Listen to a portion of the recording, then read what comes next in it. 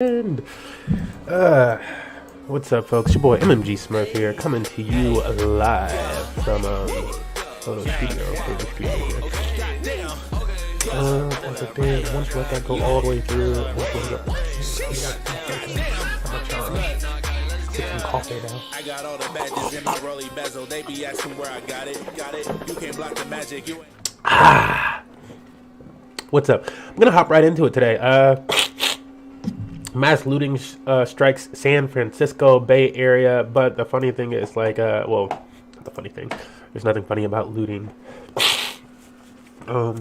This is the funny thing, though. We're gonna go back to this article here, or not article. I can't even call this shit like a true article if I wanted to, or reporting. Laura Ingram. I'm like, how is it now like almost political to be covering fucking news coverage?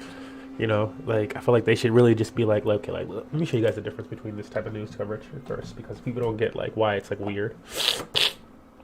Just go to another country. It's called BBC News. Let's see how the BBC reports on their news. Let's choose some type of segment. So this is how the BBC is reporting on the Wisconsin situation that just happened with the person going through the crowd. Like, do they give us a news report? Bang, and I saw a red blur. Then I just saw little girls flying through the air.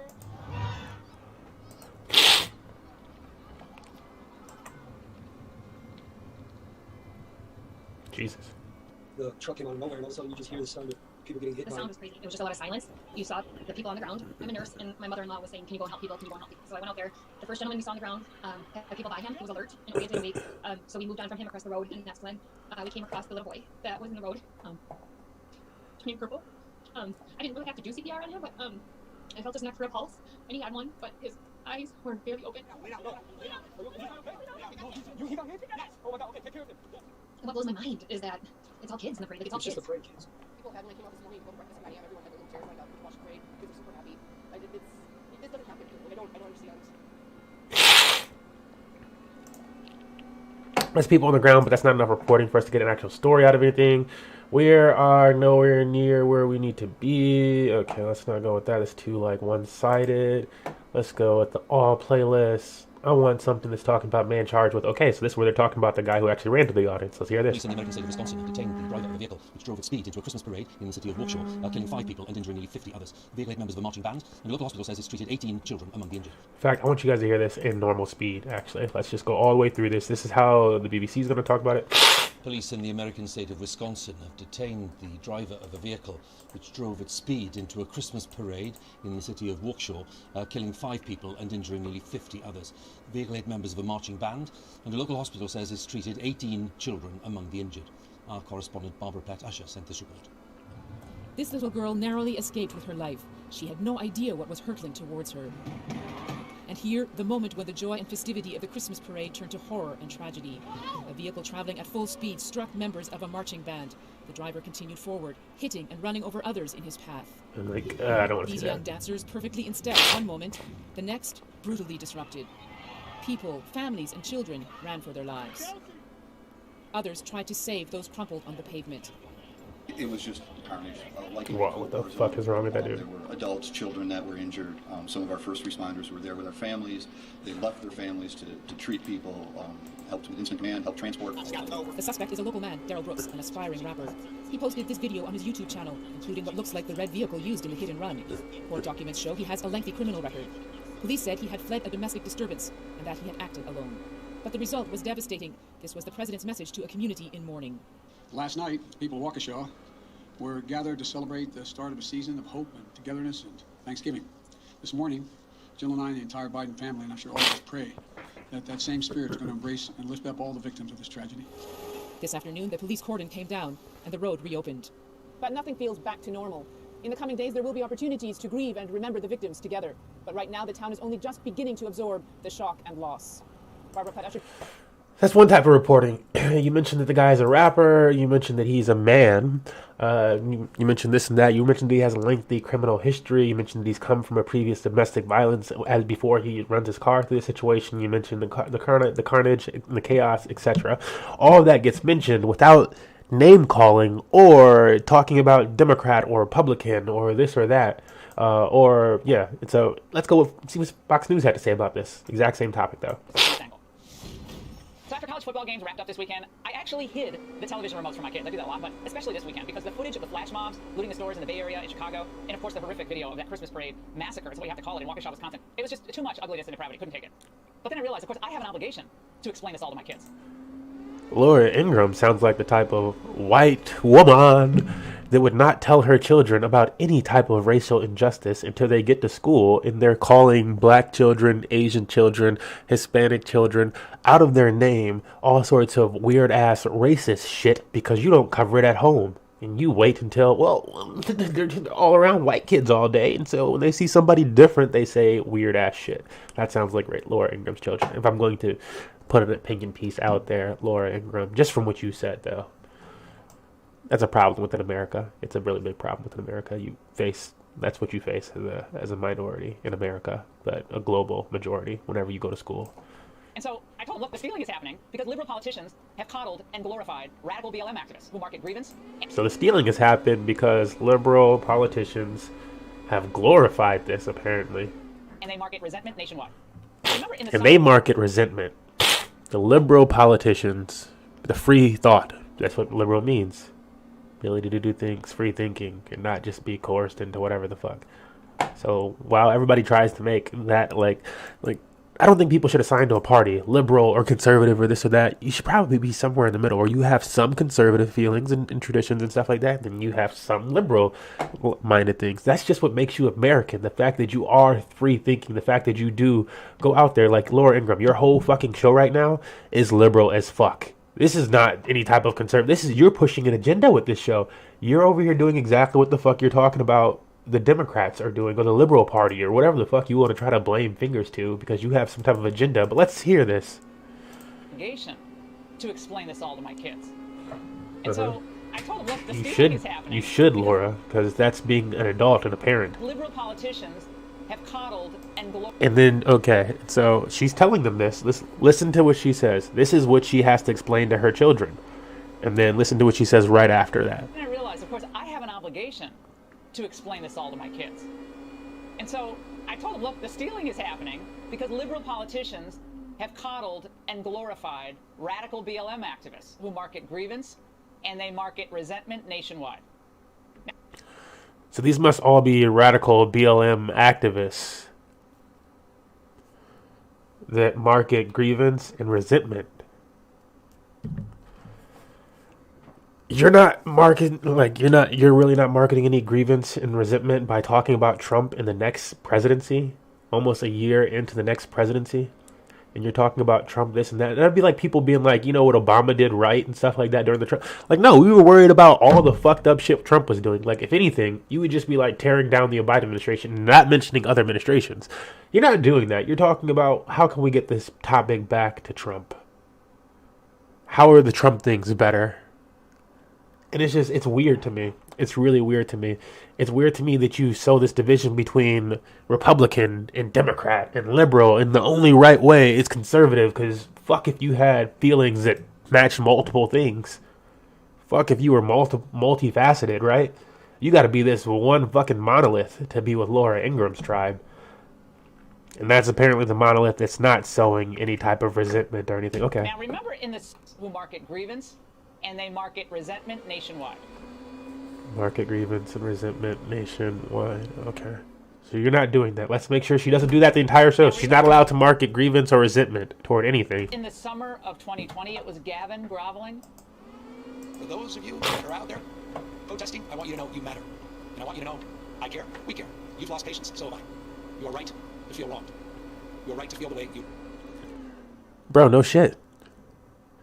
I feel like Laura Ingraham, as a white woman who just mentioned that her children don't have to, see anything negative unless Laura lets them see anything negative. And then when she does explain it to them, it's because of the liberals or because of the Democrats. It's like, no, Laura, there was an entire year, fuck 2020. What about 2019 leading up until the very month or so before 2020 when we had consistent every fucking month, every fucking week, mass shootings of people of color every fucking month, every week, mass shootings. I bet you're turning your fucking TV off and hiding your fucking remote and blaming the liberals for those mass shootings too. You are feeling.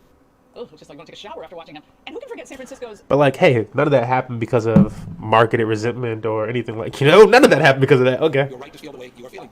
Oh, just like going to take a shower after watching him. And who can forget San Francisco's Mayor London Breed, her push for a $120 million cut from the police budget? By the way, for this she was profiled in Vogue magazine. Now in reality, she pulled back on that idiotic idea. But I was thinking, it's funny how thieves aren't trying the same nonsense in states like Florida or Texas. Instead, they're targeting the Bay Area with Marxist DAs like... It just makes her seem like she's probably a bad mother. Like, quite honestly. I'm like, so Laura, your child is upset. They go on a temper tantrum and they throw something because they don't, something happened to them and you're not paying attention to it. Your response is to laugh at them, make it into some type of satire, and then talk about how, she just need to get away from that. It's like, no, you should probably listen to them, find out what it is that's upsetting them so they don't continue to thrash your house and shit like that. And then, yeah, there's some type of repercussions because they went too far. You can do that. But guess what happened during these looting? Even during these looting events and stuff right here. The looting America. It's not happening? All those people in the crowd being gunned down. Which was happening 2 years ago. Holy fucking shit. So, in Laura Ingram's mind, you know what matters more? Property. Somebody else's property that's going up at 2x, 4% every fucking month or more is more important to Laura Ingram than lives. Chesa Boudin and big cities like Chicago run by corrupt mayors like Lori Lightfoot. Like, no, you're disgusting, Laura. Know that the chances of being apprehended and actually prosecuted in these cities are slim to none. Look at this title, Lawlessness. Let me move this. Lawlessness, a feature in liberal cities. Wow. She was just talking about people marketing fucking division and like, oh my God. Disgusting. How is that not disgusting? How are you not disgusting? How is this shit allowed? It needs to be like we just watched BBC and how they covered this exact same situation. It was just straight up, here's people on the ground. Here's their reporting of it. This is what happened. Here's this guy's background. Here's the background of this, just fact. And now you can make your own opinions on it. She's just giving you her opinions. So 17 months after the unchecked mayhem from the George Floyd riots, stealing couldn't be easier. Slap on a COVID-mandated face mask, pull a hoodie over your head, at a park. There was unchecked mayhem in the George Floyd riots, of course. There was no cops in any cities around America. Nobody was going down streets, forcing people into their homes and stuff like that. It wasn't almost a state. Okay, it wasn't almost a complete state then. You're right, Laura Ingram. None of that happened in America. We didn't pretty much face a police state, which conservatives like you, or at least Fox News, because I bet you were cheering that shit the fuck on. Yes, I love when police are walking down the street and telling me to get the fuck inside my house. Waiting, you're good to go. Now, under the circumstances created by local incompetence, the police are either being branded as racist or cornered by vaccine mandates. The pro-criminal Soros-supported DAs, the unspoken belief that police just shouldn't respond aggressively to property crime. And all of this is stemming off of... Let's look down here. Reacts to Ocasio-Cortez stance on cash bail. So all this shit that she's going into right now is in response to Cortez's cash bail situation? What, really? The circumstances created by local incompetence. The police are either being branded as racist or cornered by vaccine mandates. The pro-criminal Soros-supported DAs, the unspoken belief that police just shouldn't respond aggressively to property crime. Now, all of this means it's open season on retail chains just trying to get back on their feet. And the murderous thug who mowed through the parade, well, he should have never been on the streets at all. He had just smashed the mother of his child in the face, ran part of her leg over, and was already out on some low bail amount. Now, lest you think he was just having a rough month, his rap sheet spans decades. Everything from felony strangulation charges to aggravated battery. Oh, he's also a registered sex offender in Nevada, no big deal. So after all of this, including the start of an internal review by the Milwaukee DA, to find out why this thug was out on such low bail, well, squad leader AOC... He's a thug on Fox. Laura, you're a thug in my eyes. You're a thug and a misrepresentation of a parent. You shouldn't have children. They should be taken from you. I will tell you that to your face. Your children should be taken from you because you're harming them. See, she wants to make things even easier for criminals. She's going after what's called excessive cash bail. Unbelievable. She wants to make it even. So Alexandria Ocasio-Cortez, I always say that wrong, apparently wants to make it easier on criminals by going after excessive bail. Why would somebody want to go after excessive bail amounts? This is like to say that you did something like, wow, I smashed in somebody's window because whatever the fuck. It's a bad night, bad day, bad decision, obviously. I smashed in somebody's window. What's bail set to? What's bail set to? Most likely somewhere around $1 million fucking dollars. Bail has been set to somewhere around $1 million, have been more than that. For people doing acts like, oh, you threw a rock at something or an office. Whoop, nope. $2 million bail. You know what Kyle Rittenhouse's bail is set at? $1 million. So how is this guy who's allowed to kill 3 people? You can call it self-defense or whatever, but that's not the discussion right now. Don't care. You're allowed to kill 3 people in self-defense or whatever the fuck. And before we have that trial to decide what it is, your bail is set at the exact same as somebody who maybe smashed a window or punched somebody. How is that just? That's not the same, bro. It's not the same. It's not the same. And the point that they're going after is most of the time when they set these type of bails on people, and I've seen it happen, people. It's happened to people in my fucking life. Most of the time when they set these type of it's like a bail set. Like, this person's never going to get out of this shit. Oh, you're going to come up with $1 million and you make $30,000 a year? Yeah, good luck. Good luck. You cannot make this up. Now, of course, like, this right here, this tweet that Alexandria Cortez is talking, is actually an issue in America. Like, fuck the current looting situation. Fuck the Rittenhouse trial. Fuck it all. This right here on screen is actually a major fucking problem. This is a multi-billion-dollar industry in America that comes off the back of, oh, you got in trouble. We're going to make this an extremely high, hiked up rate. And you know what happens most of the time? There's things like bail, was it the little bail officers or bail, whatever the fuck, there's businesses that people go to and take out basically loans they can't pay off and shit like that. And in today's market, you know damn well that's a bad idea. But they go and take out these loans and stuff with these people. And they can't pay that because it's extremely fucking, because when the fuck were you really going to make $1 million or whatever the fuck? And you got to be, now you're paying these people, basically, if you never went to college, you're basically paying them the same thing that all these college students are paying. Because it's just as bad a deal as the fucking college system, college education, and these fucking loans from Sally Mae and whoever the fuck else. But no, this is actually a problem. Out of touch Laura Ingraham, who hides things from her children so that her children can't actually discover anything informational and look into what actually interests them, they're going to be exactly what she wants them to be, ignorant. Regime media, they move quickly to discount even the possibility of any political motive. And not liberal thinking, because to Laura, liberal thinking means, oh, you must be part of this liberal party. No, it means free thinking, Laura. Go look up fucking definitions and stop twisting words. It just means that your children will be free thinking. Your children obviously don't have that ability. His lousy rap music is rife itself with violence. Well,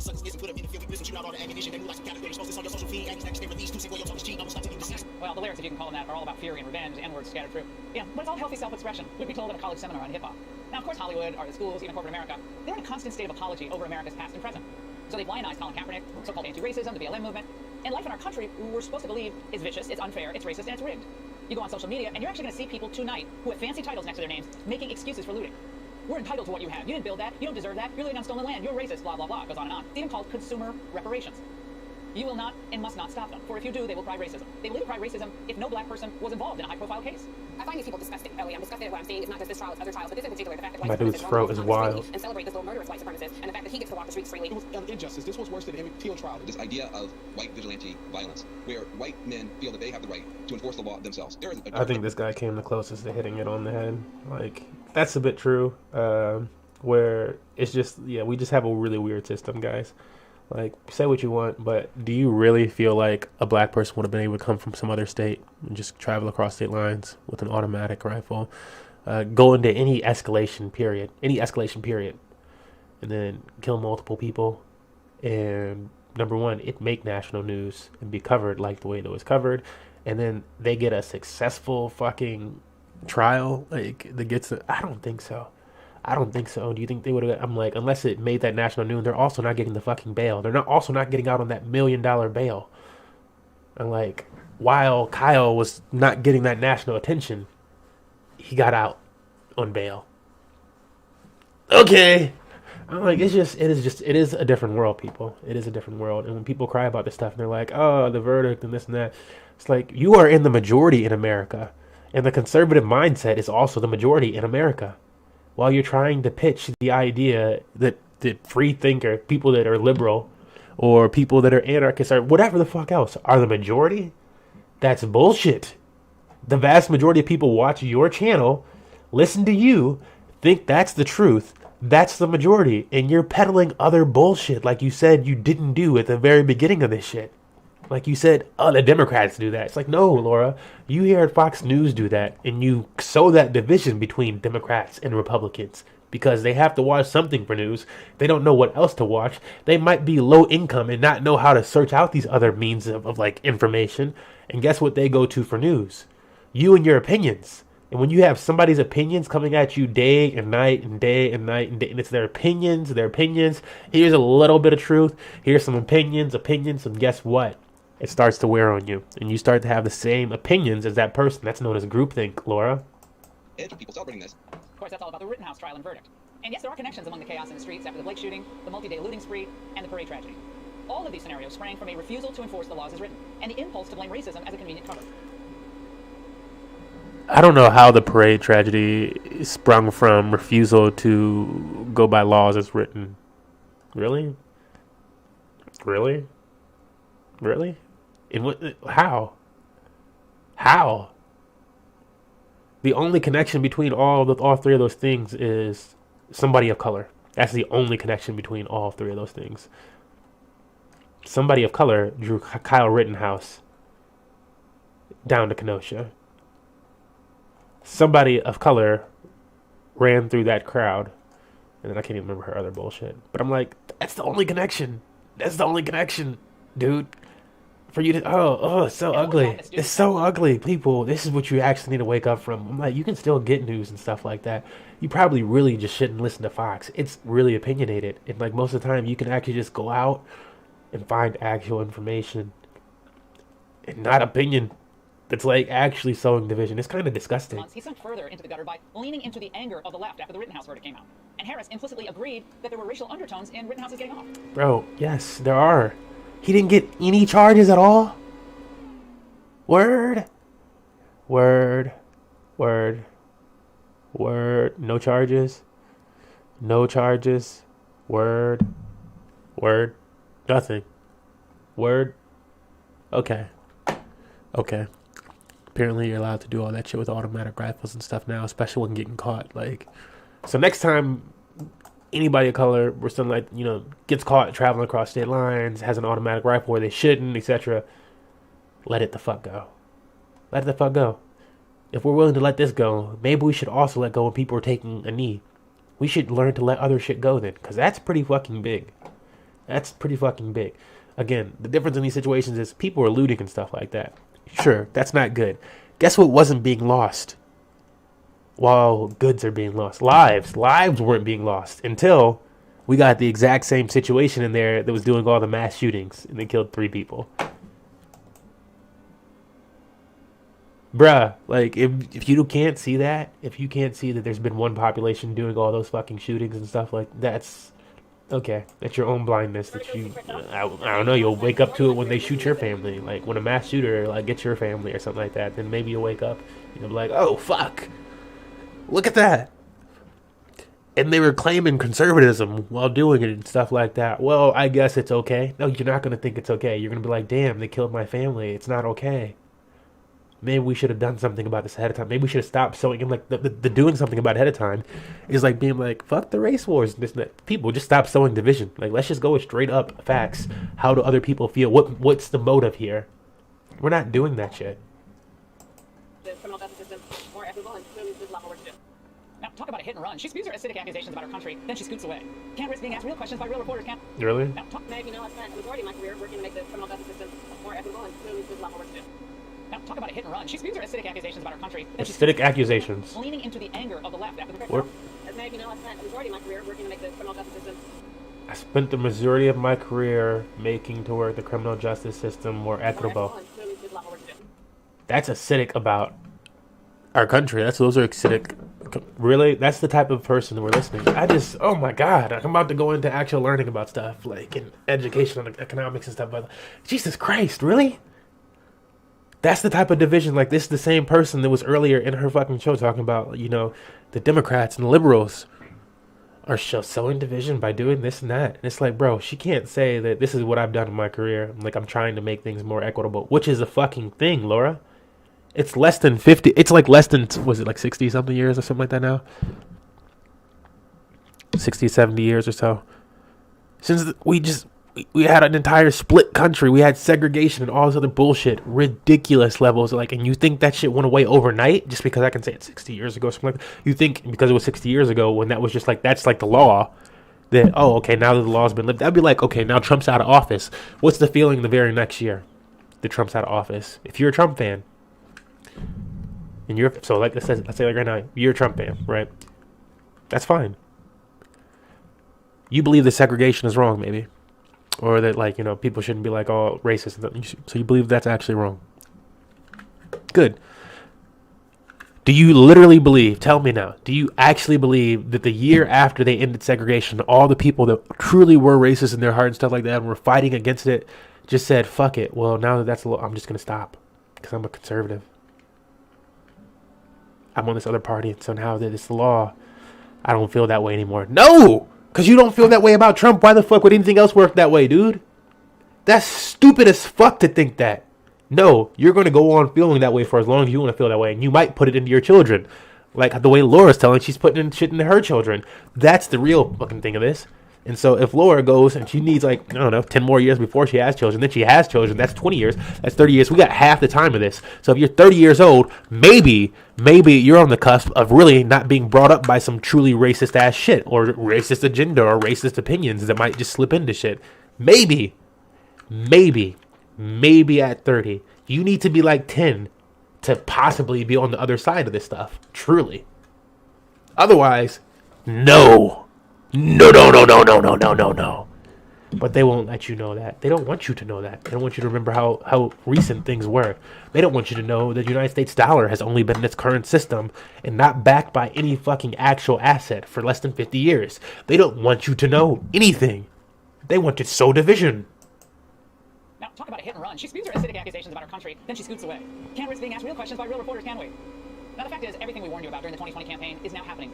Of all the businesses in school, everything they warned us about during the 2020 campaign. So she takes it back to Trump. Because it's got to go back to a campaign. And I got to put that back through your head. If I haven't said Trump enough times during this, and I haven't said campaign, letting you guys know this and that, then I'm not doing my job right, and I might not stay on the, who knows, whatever. We warned you about during the 2020 campaign is now What'd you warn us about? We warned you that efforts to defund the police would lead to fewer cops. Efforts to defund the police will lead to fewer cops. I don't know about that. But hopefully it would, because it's kind of the goal. That was kind of the goal of that. Dangerous streets. We warned you of how COVID. And that leads to more dangerous streets. Sadly, it hasn't, actually. The streets aren't more dangerous. People looting buildings is not more dangerous than America was 2 years ago. It's actually not. It's actually the opposite. It's actually getting safer. Shutdowns of all the businesses and schools would hurt, not help. To defund the police would lead to fewer cops and more dangerous streets. We warned you of how COVID shutdowns of all the businesses and schools would hurt, not help. We warned you that COVID shutdowns of other businesses and schools would actually hurt, not help. Hurt, not help what?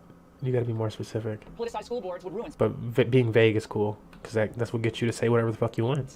We warned you of how COVID shutdowns of all the businesses and schools would hurt, not help. We warned you that politicized school boards would ruin school curriculum. Politicized school boards would ruin school curriculum, right? Because I would hate to be able to think freely. No, I'm totally for that. Like, I don't think they should call it critical race theory, because I think that sows division when you call it something like that. And I'd imagine it's a white person decided that we're going to call it that or something. But learning from, like, all that is like, yo, this is a black author. They're talking about black problems. That normally isn't on the curriculum, but we're going to put it on the curriculum so that people get both sides of things. Now the Diary of Malcolm X is also on the curriculum so that you can learn about that side of things. Whoa. It's like, okay, it's not going to hurt anybody to, like, learn about where multiple people come from. You know, if everybody had Confucius on their fucking reading assignments, it's not gonna hurt people. They're gonna learn about the Chinese. They're gonna learn about a different way of fucking thinking. But if we all learn about your way of thinking, Laura Ingram, then yeah, we're gonna be so much better off. Like, no, you should be able to, like, they do teach you, like, some of the stuff that I just mentioned in school where, like, that's actually a bad idea. And hopefully that's breaking through with somebody. Like, Jesus Christ. It's literally called groupthink. We warned you that inflation would be permanent unless Biden left Trump's policies in place. Inflation would be permanent unless Biden left Trump's policies in place. That's what's going wrong with the country, is that Biden didn't leave Trump's policies in place, and so inflation is going up, right? Or maybe inflation reached its peak during the Trump administration with that 40% printing that was done by the Fed Reserve, and liberals, Democrats, chose not to point a finger at Trump because the people that did that research and went, wow, there's a thing called the Fed Reserve. These are the people that are printing out the majority of the money. There are other bodies at work. Trump is allowed to appoint somebody to the Fed Reserve to run, but that's about that.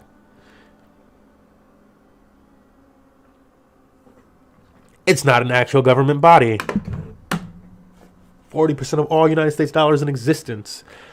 That has nothing to do, like, Laura, let's do some simple math. You guys can see my fucking screen right here. Let's do some simple math. For anybody who's an idiot enough to believe what the fuck she just said about the inflation part. You have $100. It's divided between 100 people. That means $1 to every person. Yay! Now some people are rich, and so actually they get a few more of those dollars, so that it's not going to go $1. So some people actually have a quarter, whatever. Now what happens? So let's just say it's 100 and 100. Yay! And now we have everybody with $100. So that was that. And it took us, how long did it take us to get this $100 out to everybody? It took us, 50 years for everybody to get $100 and, like, us do this division this way.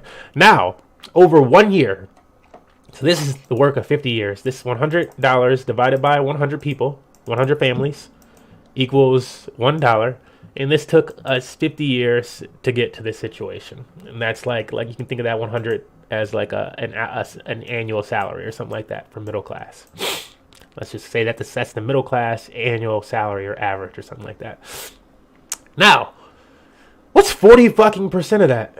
Okay, so now we got 140. Because you got to take 40. So now we're going to add in 40 more percent. And where does that 40% go? It should go to the 100 equally, but it's not going to go to the 100 equally. That's why we have 200 billion or whatever the fuck left over. So it goes to some people, and there's 40% more. So let's divide that by. So everybody is up almost 50%. Everybody's up almost 50% in their holdings then. And instead of it taking 100 years, so that would have been, 1 divided by 50, 0.02 a year, 2% inflation a year. Instead of getting that 2% inflation a year, wow, look at how this math is actually working out. Look at how fucking basic algebra works out. Because this is how long we've been doing this shit, and this is what the inflation's supposed to be at. So instead of getting that, we got 40% added to us in just 1 fucking year. And that's not supposed to do anything. It's Biden's fault then. That 1 year. Okay. Let's give you guys something else. This is the purchasing power of the United States dollar on a global scale. It's the purchasing power of the United States dollar on a global scale. I just like this, I got to show people this on occasion because it's like, you should probably shut the fuck up. So here we have 2020. Actually, here, let's go back to the all scale. So this is the purchasing power of the United States dollar, 2008. So this is the beginning of the last administration, two administrations ago. And by the time that administration ends, we are at the top of this peak over here. This is when Obama leaves office. And then we go downward. Oh, look, so we go down into this deep ass gully for over a year. For about a year. Not over a year, about a year. But that's a pretty quick downward trend. Why is that? It's because that's actually because of policies. Like, we started doing dumb policies. We were already doing quantitative easing and then bad policies, rubbing people the wrong way. And so how do we decide to fix things? More quantitative easing. Fuck it. We're doing policies and we're going to be pushing these feathers and stuff like that. You know, we need to do more quantitative easing. Let's turn this fucking thing around. But, sir, if we do more quantitative easing and anything goes astray, the markets would dissipate. Fuck it. We do the quantitative easing. Oh, shit. COVID strikes. COVID strikes. You can notice when COVID strikes, we're still fine for a little bit. So it's like COVID's active right here. It's active right here. It's active right here. It's active right here. Nobody's listening. America's telling you, in fact, this is the time period where Trump's like, right here, this is the time period where Trump's like, no, COVID's not a thing. It's not going to get to America. He's actually telling you it's not going to get to America. Because why would it get to America? And then we go downward after COVID. So then we take this nice little dip. And guess when it stops? Right before, Joe Biden takes office. And since Joe Biden has taken office, the purchasing power of the United States dollar on a global scale has actually gone up. The United States has actually been doing better than most other countries globally since this man has taken office. But we won't tell you that. We'd rather sow division and be like, this is the reason why it's so bad. It's this person and their policy making. It's not that person and their fucking policy making. It's something else. It's multiple other something else's. Oh my God. That just like pisses, like it's so easy to fucking find that type of information. And like it's laid out to you and you could actually see it. And you can go into more than one thing to see it. And they actually get away with this type of fucking bullshit. You should be fired. You should never be able to have a job. Jesus Christ, you should work on that $500, we should put her on some type of $500 a week bullshit or $300 a week bullshit, and then you can raise your family off of that because it's so much money. Fucking crook. Christ's sake, that shit pisses me off, bro. Hate people like that. I hate you. I don't like you. I hate you. I hate you. I don't hate very many people. I hate you, Laura Ingram. I hate you. I hate most of the Fox News people because you know what the fuck you're doing, and it's disgusting. It's just straight disgusting. There's no other way of going about that. You're actually disgusting people. We're going to take a little break. I actually have to wash the disgustingness of what the fuck you did and what you're doing to your children off of me. Because I'll pray for them. I'll pray that they get the fuck away from you. And that they actually read on their own once you stop hiding things from them in your house. Let's go forward.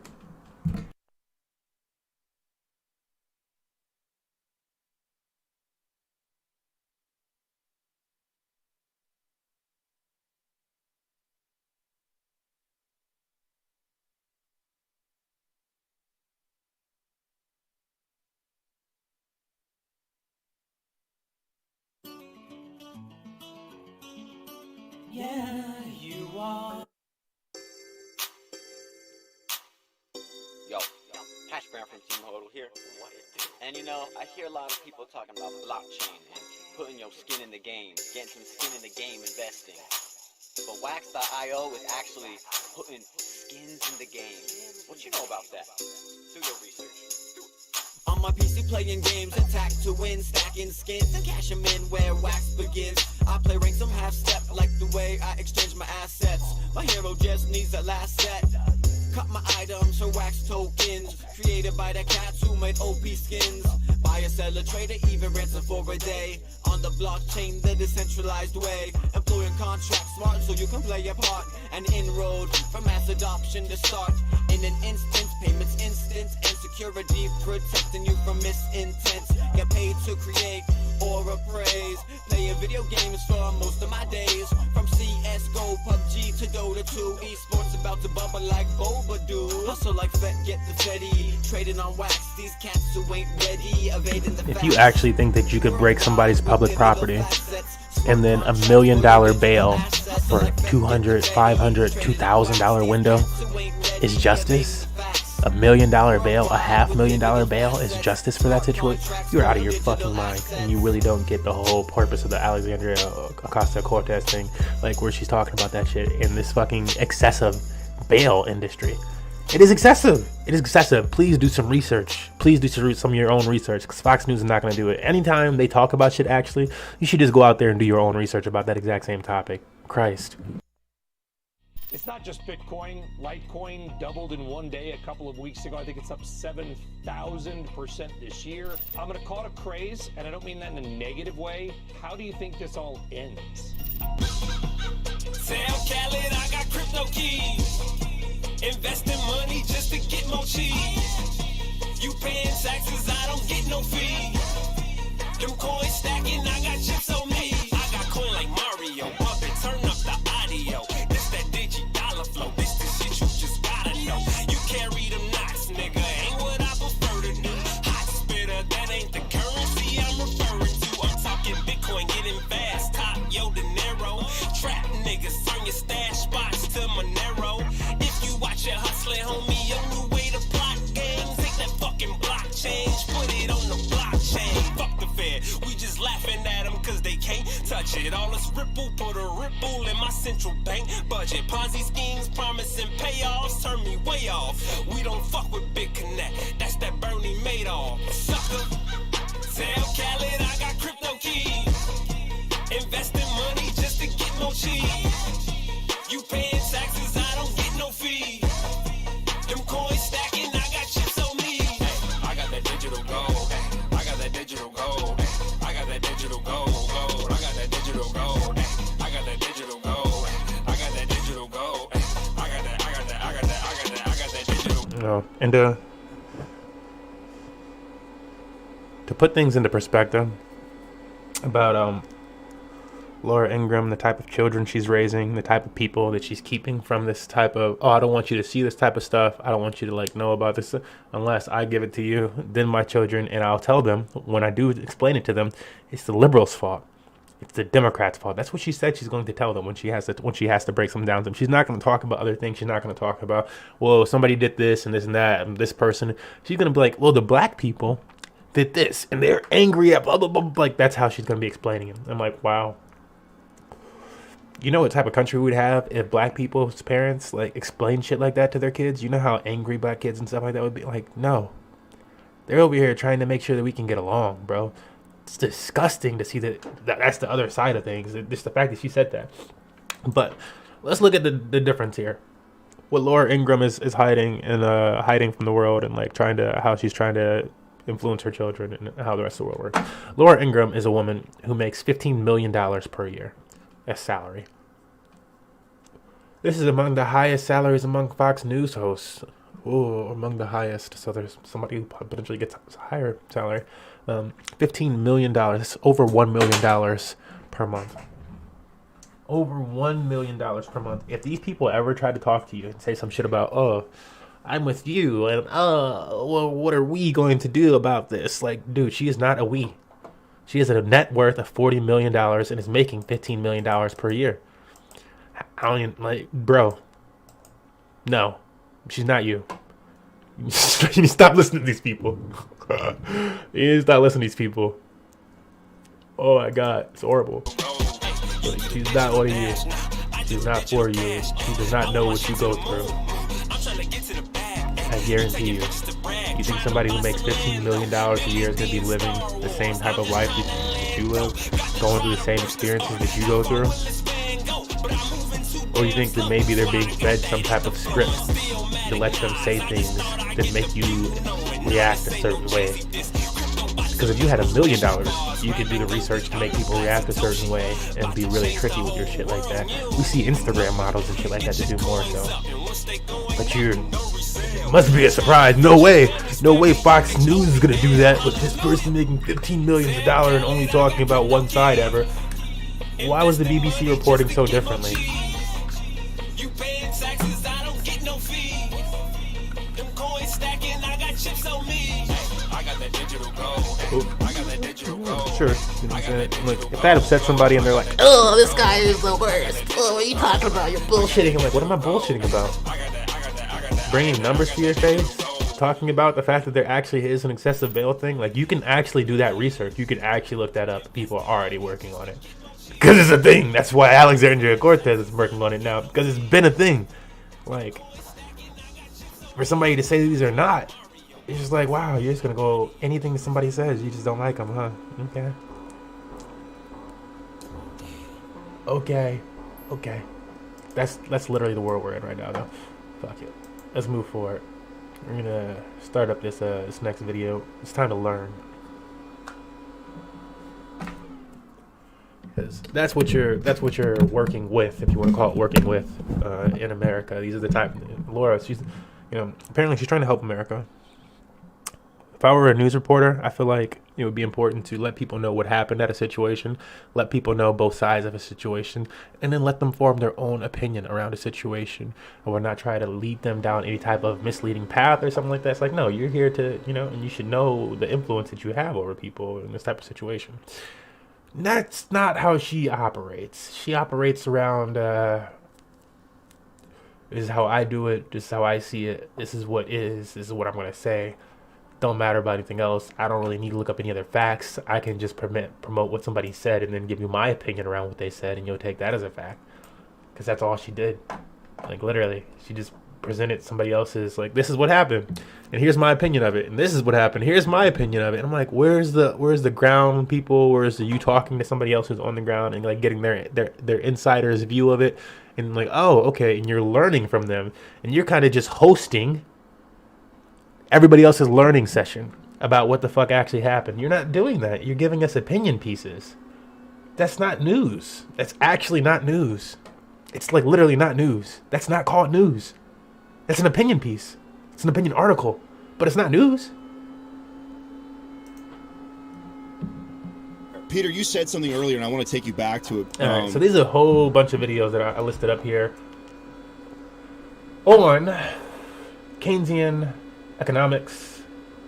Keynesian economics versus Austrian economics. And so before I play this, I actually want to roll this. I'm going to put this other video at the very top of this list, so we can go back one, actually. But most people are going to get... First person to talk here is Peter Schiff. I'm going to let him talk a little bit, and then I'm going to go past it. They deserve. Most people are not being defrauded. I mean, they're just delusional. I mean, they're believing, pipe dream. I mean, it's the easiest thing. I mean, get-rich-quick schemes have been around for a long time. I mean, the crypto community didn't invent that. Fiat currency is a pyramid scheme, so it's those with access to the newly printed money. So, the thing that if I were to play Peter the entire time, Peter believes that crypto is not the answer, but he does agree with crypto people and Bitcoin and stuff like that. That fiat is fucked up. And so let's go through. That has been inflating for decades, but Schiff Gold, which I now work with, So this is one of America's 1%. Peter Schiff is actually one of America's 1%. Michaela Peterson, I believe, is the daughter of Jordan Peterson. I help promote it, and I have a lot of involvement in the type of not that like matters. I think she's just good at hosting this podcast. I really don't know anything else about her career, but I do know who Peter Schiff is. This is one of America's 1%. If you're looking for people that make the most money and the decision-making power in America with their money, is one of them. What is he going to tell us? This is somebody who, and he's made his living because his dad was also wealthy, and so, born into it, similar to how Laura Ingram's children will be.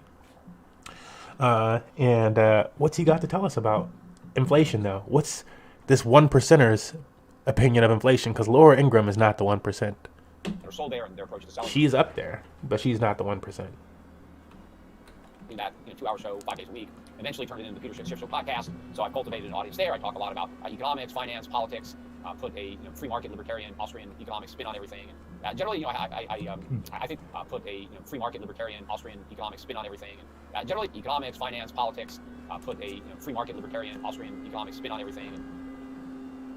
That's important. Generally, I think what I'm doing on my podcast is giving people a more accurate view of what's going on than what they're getting from conventional media sources, which again still don't really appreciate the underlying problems, what the cause is, or what they ultimately portend. Exactly what I was just complaining about. Media sources, these mass media sources, don't actually care about the underlying problems. I was like, when are we gonna look into yes, BBC gave us the person's background, this and that, and they kind of stopped there though. But what America could have done, because we're at home with it, we could have taken what the BBC did so well, and been let's look into the underlying root of these problems. You know what their underlying root of the problems is? It's just Democrat and Republican. It's just, if that was football, you'd be it's just Ohio State and Michigan. It's just West Virginia, it's just Duke, North Carolina. It's those Tar Heels. It's those damn Tar Heels. It's the Tar Heels' fault. You know how stupid you would sound? No, sometimes it's not just the Tar Heels. Sometimes your team is not just going to beat the other team. Sometimes you need to stop, look at the damn stats of all the individual players, see how the season has been going, how they've been doing against this team and that team. Did they have any fails? Is the defense good? How is the front line? How is the offensive line?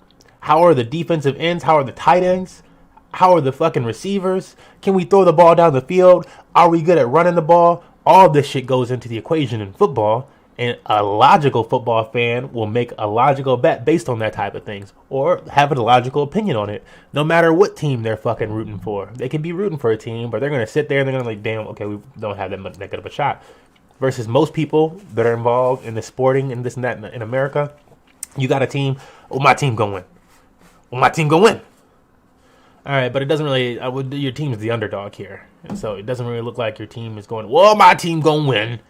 Because that team is bad, and that everything about that team is evil. Because they beat my team before. So they're all evil. And it's like, dude, don't get the fuck out of here, this ignorant shit. Okay, so what is going on? Are we in a state of inflation? Like rapid inflation? Is that what we're seeing and people just aren't aware?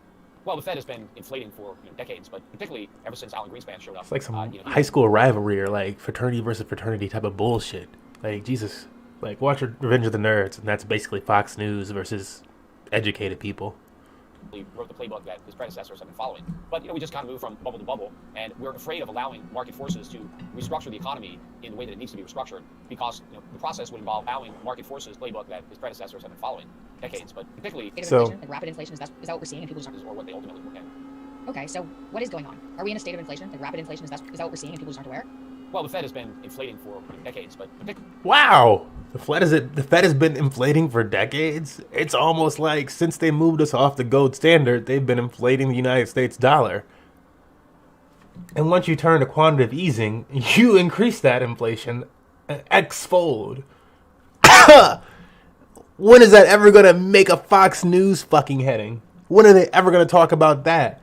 When are they ever going to talk about the Fed Reserve? I feel like if they talk about the Fed Reserve, then people start to talk about reform. And you know who probably pays those super hefty salaries? Some lobbyists associated with the Federal Reserve. Particularly ever since Alan Greenspan showed up, he really wrote the playbook that his predecessors have. Why would I say that? How could some lobbyists be associated with the Federal Reserve for Smurf? That makes no sense. The Federal Reserve was founded by people like J.P. fucking Morgan. The Federal Reserve is a bunch of banks in America. America's top banks make up the Federal Reserve. If you're a bank and a banker, which is a private enterprise, then you are welcome to join the Federal Reserve and make up these private decision-making policies that affect the greater United States because you're wealthy. Now the president will put somebody in position to run this little gang of geese. But what's that gonna do? What's that gonna do? It's you versus a room of folks. I don't know, bro. Do I know everything about it? Nope. I'm still learning. But people really need to, bro, the more I can say this during my streams before I actually game and stuff like that, I feel like it's gonna help somebody at some point. Bubble to bubble, and we're afraid of and it just helps not. It's like we can disagree on topics and stuff like that. You don't have to like everything. You know? Some conflict is good. But the bullshit lies. But when somebody's actually lying and distorting your opinion based on just distorting facts and stuff like that, so you don't get the actual information because they distorted the information. That's not okay. That's just not okay. That's not okay. Fox is private. Fox is not the damn government saying things. That's why if you want to actually get that information, go to the Fed Reserve. Go other people are like, oh, you can't trust any type of government. Rightly so, but bro, just more people. If you're not gonna trust the Fed Reserve, or the government, trust somebody who's the closest possible person, and not entirely, but somewhat. Trust the closest possible person to that level. It goes the government, Fed Reserve level people, the 1%, which is partly the Federal Reserve, and then the 1% that's not in the Federal Reserve. But if they were to start a new Federal Reserve, guess who's getting invited to the party? Guess who gets invited to that decision making? This guy. The same way people like this guy were invited to the initial decision making on Jekyll Island. That's what happens. You need to know about this underlying shit. And if you don't know about this underlying shit, you are in shit. Market forces to restructure the economy in the way that it needs to be restructured, because the process would involve some pain, because asset prices would fall, loans would default, investors would lose money, workers would lose jobs. Okay, that's my last pause in a while. I said this to my girl like at the very beginning of the pandemic. She's like, "Oh, they should definitely be doing like these huge stimulus checks to everybody and this and that." And I was like, "I'd rather us go down to like bartering freaking papers and chips. And if you got your assets and stuff like that, then like eventually we got to sell the car or whatever the fuck, get stuff out the house and blah blah blah blah blah. But go down to bartering for goods. Who's got what in their yard and shit like that, and let the economy work itself out that way. Versus we're just gonna print more money to everybody because she didn't see the 40% thing about to occur. I was saying it from the year before, like, oh shit, something better not happen wrong with quantitative easing. The way we done stepped up the quantitative easing around here, and then COVID hit. And like I was saying it when I first saw signs of COVID in China, I was like, oh shit, that better not hit America. We done been doing this quantitative. She thought I was crazy. Thought I was crazy. Like the last 2-3 years I've been talking about this shit. And like, cause I only found out 2-3 years ago, and I'm like, wowzer. Like I found crypto, and a year or so in my crypto jersey, I started learning about like traditional finance and stuff like that, really. And then I started learning about quantitative easing and how the world's economic system work, all these different world banks, our Federal Reserve and stuff like that. And you can see the picture. But a lot of this would be temporary because the workers who would lose jobs, they would lose the wrong jobs so they can get the right jobs. Because right now, government monetary policy is keeping resources misallocated, which includes labor. And so you're seeing that now because there's a shortage of pretty much everything. And that's because we're not focusing our resources, including labor. Keeping resources misallocated. I said it would stop. But keeping resources misallocated. I had a tweet to Biden when he was like, he mentioned something or whatever the heck. And then somebody responded to my tweet, tell me you know about inflation without telling, or tell me you don't know about how inflation works without telling me you don't know how inflation works. Because I said that having $200 billion left over that was supposed to go strictly out to stimulus checks, it was money left for stimulus checks, period, to taxpayers. This is money that's supposed to go out. If you have a stimulus check, this money's supposed to, you need that, it's supposed to go to you. It's supposed to go to you. Okay, so we had allocated this money for that for the duration of the pandemic. So we originally said we needed that money for. Within a year, we have changed the decision to use those funds for that. We are now going to use it for infrastructure and stuff. And I think the idea behind that is more jobs. That's probably what the Fed, they're like, yeah, we'll give you that money, but you know what I'm saying? When you create more jobs with it, and if we create more high paying jobs doing this new infrastructure shit like that, America has had success with this type of shit in the past. This is probably what they're going for. Is it going to work? I think eventually it will work. Yes. I can't be that pessimistic. Yes, it will eventually work, but I think it's not going to be this year. It might not be next year. It might start around 2023, 2024, which is when Bitcoin is really going to be popping. And so maybe when Bitcoin tops out, we get everything to be a little bit more normal. But until then, this type of inflation, like a can of beans or something like that, might be like $100 soon. Like the numbers that you see, and like I think it was funny. What were we watching? Cowboy Bebop. The numbers that you see in Cowboy Bebop, where they're talking about like this doll was like $10,000. I'm like, that's where we're gonna be. Like this is supposed to be a few hundred years ahead, but I'm like, I don't think it takes that long, honestly. I think it takes that many hundreds of years. Like 2,000%. United States dollar has lost 2,000% purchasing power in the last 100 years, I believe. So let's say a dollar today is like $24 times 2,000%. That means a Dow in 100 years, should it stay the course, this $24 today will cost $480 in 100 years. Cowboy Bebop is a few years in the future, or a few hundred years in the future, I'd imagine, or some type of really future type shit. You know what I'm saying? So if it was just two, that means average Dow is costing $1,000 in like 200 years. What about if it wasn't just a plastic doll? What about if it was some type of robotic or something like that? You know what I'm saying? So what about if it was originally like an Addy doll or something like that? One of these $120 dolls, an American Girl doll or something like that, an $80 to $120 doll, $140 doll or something like that. This, I'm pretty sure it's like around there. How much? Let me not guess. What's an American Girl doll? Or maybe I'm way too high over. I'm trying to think of something like in the $100 range, and I don't want to say these if they're not around that range. Okay, so they are around that range. Cool. So let's say 120 because we see in 140 all the way down to So this is her, and we're gonna do that times 2,000%. American Girl doll in 100 years is $2,000. $2,400 for an American Girl doll in 100 years is what we're looking at with inflation. It's pretty damn expensive for one of these American Girls.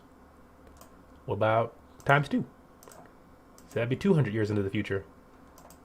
This is what we got. All right.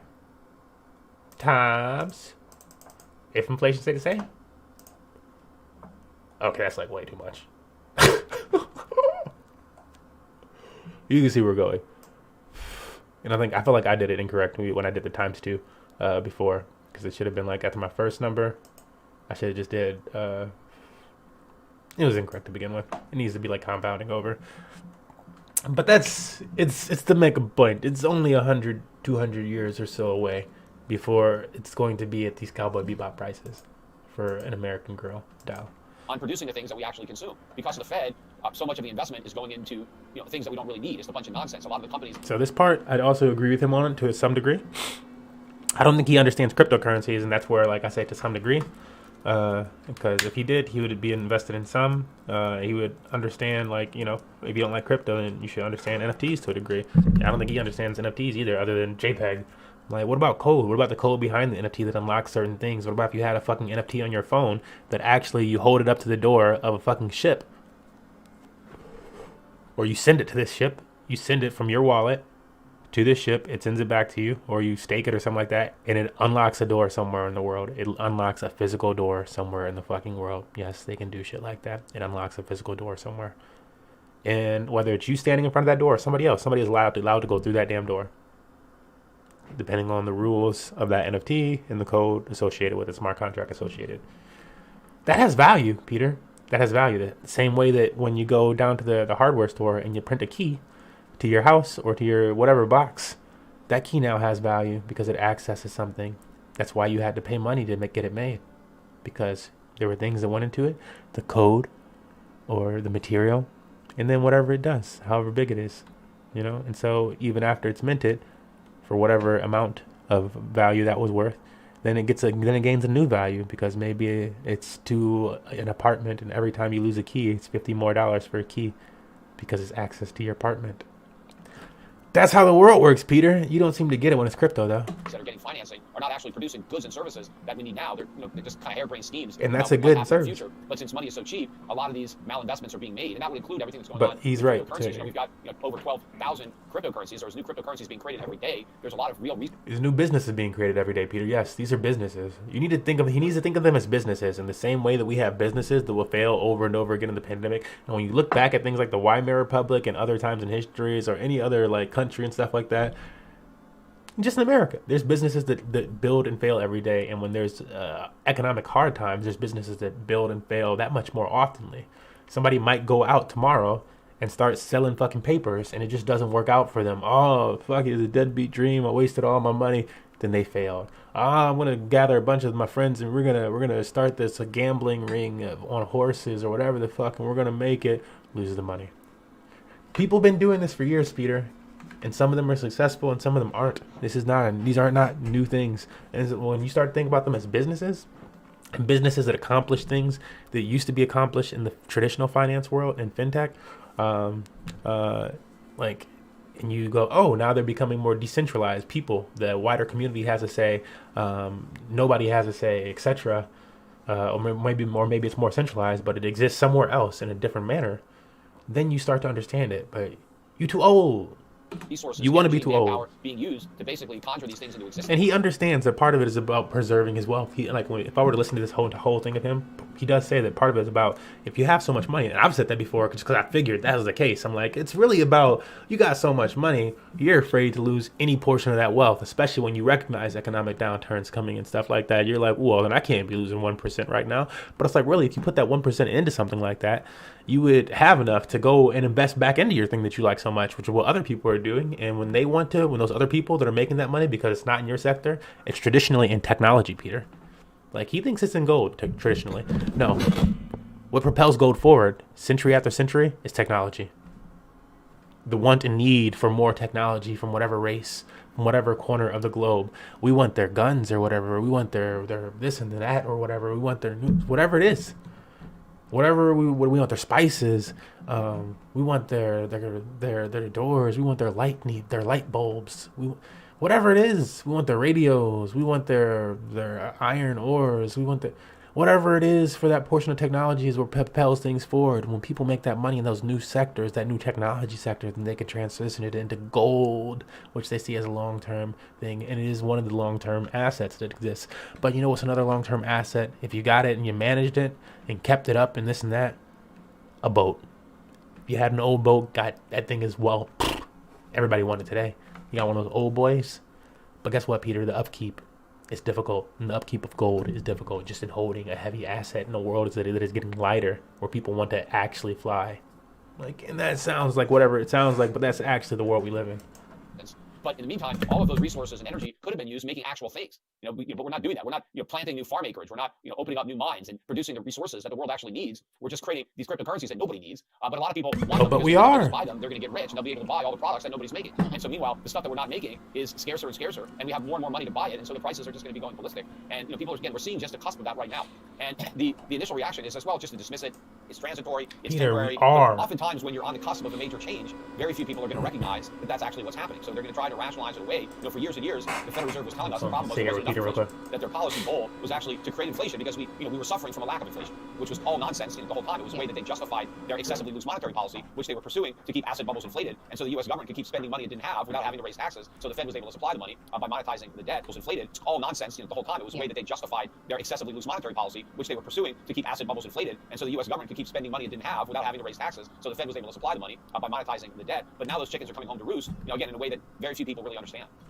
Okay, so debt inflated, and so the U.S. government could keep spending money. Pay attention to this part he says about taxes. Because taxes were really big in the last few years. Well, taxes didn't go. We don't want these people being taxed, and how are we going to have these people not be taxed more, and blah, blah, blah, blah, blah. And not just this last year, but yeah, okay. Their policy goal was actually to create inflation because we were suffering from a lack of inflation, which was all nonsense the whole time. It was a way that they justified their excessively loose monetary policy, which they were pursuing to keep asset bubbles inflated, and so the U.S. government could keep spending money it didn't have without having to raise taxes. So the Fed was able to supply the money. So the U.S. government could keep spending money they didn't have, so they didn't have to raise taxes. We're pursuing to keep asset bubbles inflated, and so the U.S. keep asset bubbles inflated. Government could keep spending money it didn't have. So the U.S. government keeps spending money that they don't have. How does that make sense? How does assets going up mean the United States government can spend money that they don't have? Because the United States government is invested in assets. It's invested in United States assets and United States bonds. And so those assets go up, or the Fed Reserve, our money printer, the people that actually control the monetary policy and how much is printed and stuff like that, Fed Reserve also invests in these things. So Fed Reserve invest in this or that thing, it go burr. Without having their excessively loose monetary policy. This or that thing go up, / this or that thing expected to go up, you get bigger loan. You go to the bank and you want a loan of $10,000, they go, how much money do you make in a year? How much money do you make a month? We got to know what's up, man. Which they were pursuing to keep asset bubbles. Peter is putting people on, bro. But you just gotta, look, you know what would have made me never listen to Peter Schiff? If I was like, I don't consider myself a Democrat or a Republican. Peter Schiff is always talking about he's a conservative and he's this 1%. Fuck the 1%. I don't fuck with any billionaires. Billionaires shouldn't exist. If I felt that way, and that I just because I don't like a concept or something like that, I just shouldn't look at them or listen to them or anything like that, that would be my biggest mistake. And that would have led to me not learning any of this shit. But instead, I have a different mindset. I'm going to break this down like football. I like Michigan football. A lot of my friends like Ohio State football. I'm from a state where you like either Michigan or Ohio State football. That just happens to be the case. Oftentimes, during a year, you can see which team is doing better leading up to a game. Michigan fans love to watch Ohio State clips and stuff like that to find out how the fuck they are doing. I feel like we're like a gang of researchers. And that was part of it. I don't know. You like to do film. At least the ones that I know. We like to do film, We like to know how our team is doing. Obviously, we watched our entire game. And then let's find out what the other team, what their roster is looking like actually, how they're playing against other teams. Where are they weak? You know, what do we need to be able to beat this team? What is the likeliness of us beating this team this year? And a lot of times, Michigan fans go into games a lot more realistic versus the Ohio State mentality, which is just we gonna win every single time. And I'm like, that's a good mentality to have as a team. And like, yeah, we want some type of paras to it. But as people analyzing the team, we're not the actual athletes on the team. You know, we're analyzing the situation, and it's not to say that somebody can't be David, but sometimes somebody's David and sometimes somebody's Goliath. And if we Goliath and we no stones around, no slingshots, we fought this dude before. David's probably not making it out of that battle. But if we didn't do any research,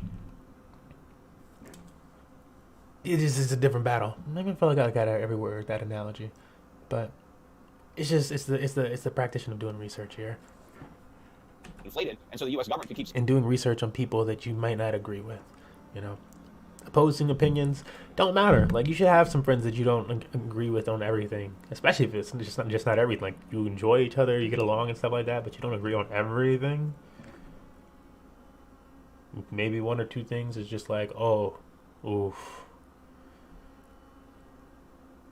But it's not the end of the world. That's an okay person to be around and listen to. And sometimes you just want to know the opinion of the people that are it's the end of the world too. Like, maybe that's not necessarily a friend, maybe that's an associate or something like that. But in the case of learning and online and stuff, like, dude, we just listen to it all. We gotta find out how people feel, what they think, what we can learn. It's the new age of learning and stuff like that. There's so many videos out here. spending money it didn't have without having to raise taxes. So the Fed was able to supply the money by monetizing the debt. But now those chickens are coming home to roost, again, in a way that very few people really understand.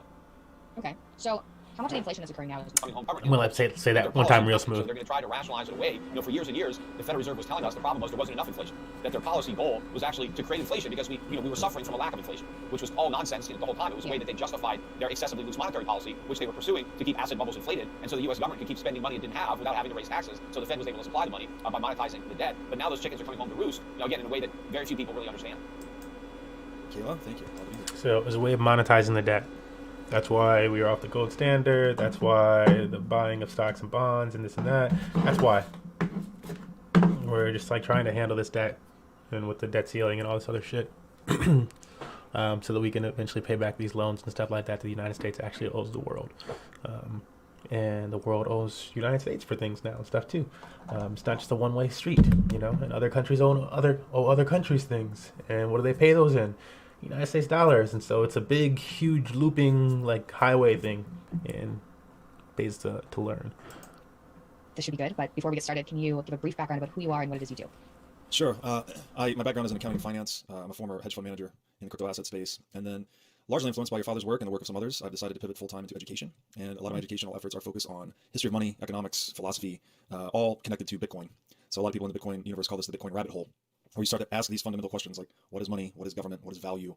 And it just unearths these layers of understanding the world that you didn't previously have. So that is the name of the show, actually, the What is Money Show, that I recently just started. And I'm just talking to the smartest people in the world about these topics, in typically in a long-form setting.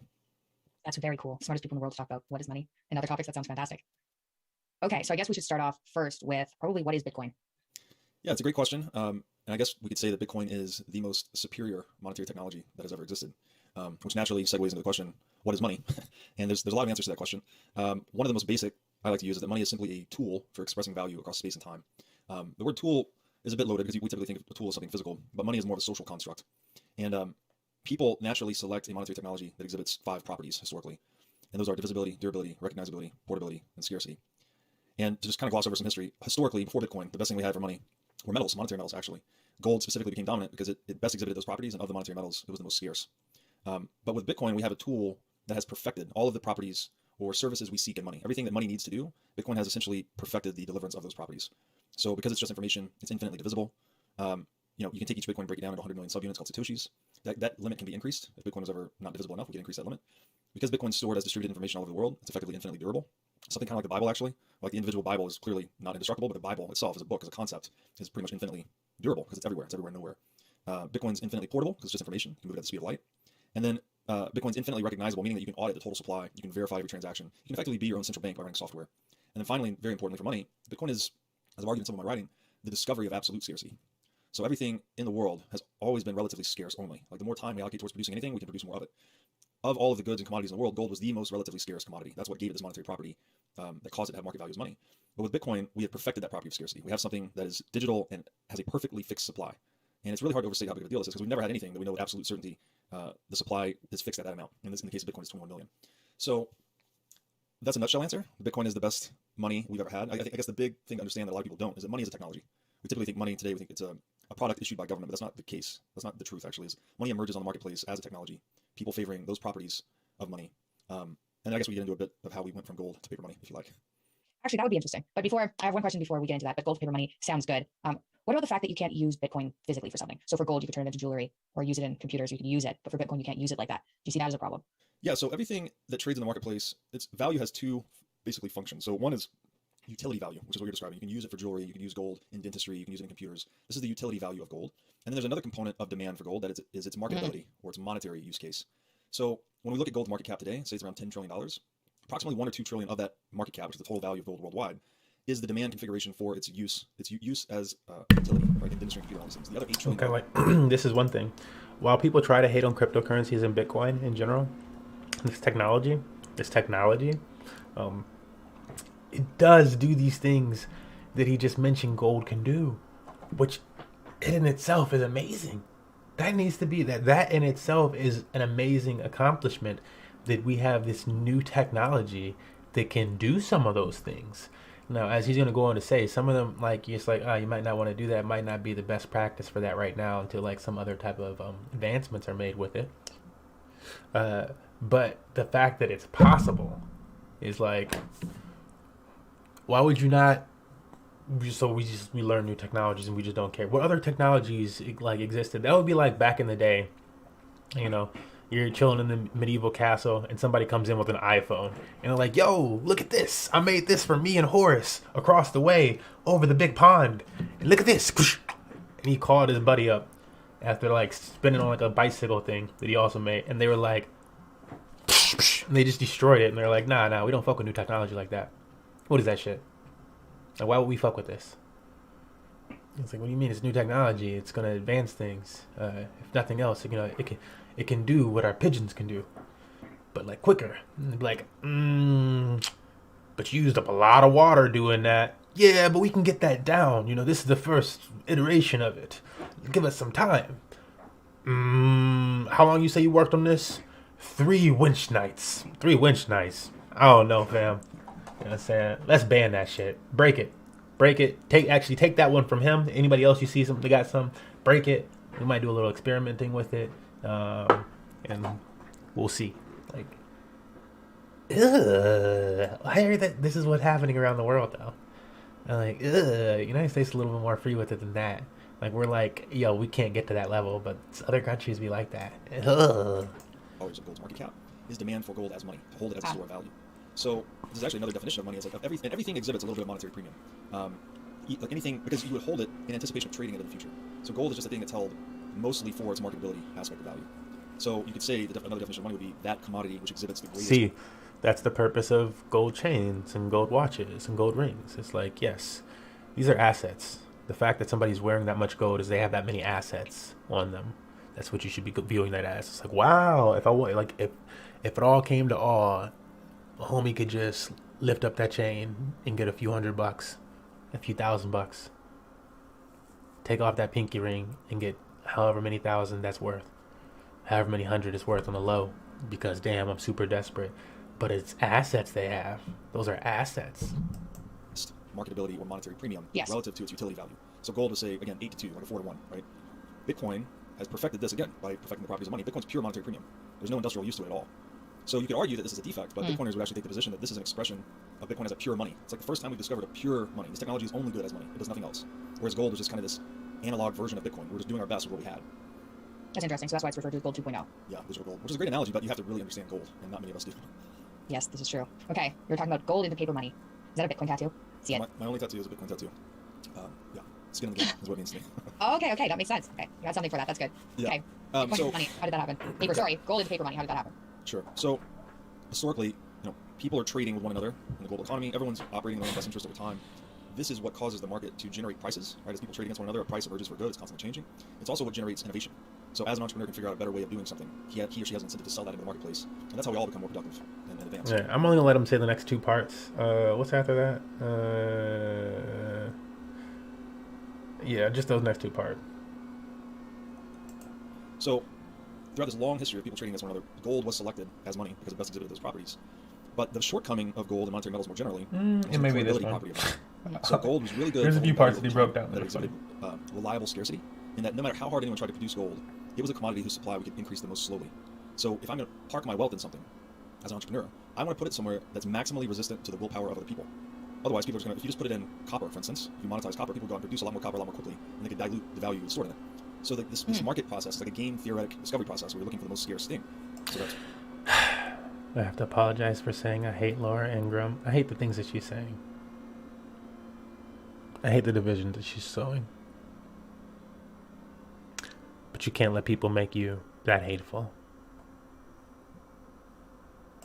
Gold was selected for that. It's a great tool for storing value over time, but because it lacked portability, it struggled in its ability to express value across space. Right? Gold's heavy, it's physical. Otherwise, there's no way to win. To move. You need armed guards, you need ships, you need safes, you need banks, all these things. So Not that it's about winning, the market developed this warehousing function I feel like where you could just put your they're gold deposit in a partially warehouse unhappy as well. The custodian would issue paper redeemable for that gold. You could then, entrepreneurs were then free to go into the marketplace and transact in these paper tokens that are redeemable for gold. And they basically monetized. They became as good as gold because they were redeemable for gold. So all of a sudden you had the property of scarcity attached to this paper certificate because it was redeemable for gold, but you also had the portability of paper. Right? Paper is very light and easy to move around, and it became even better when we abstracted the paper into electronic form. So that was the purpose of banking, and the purpose of currency is really to increase the transactability of gold, to reduce the transaction cost, to increase the velocity of money, is a term used a lot in economics. The problem, of course, comes that you now have to trust the custodian.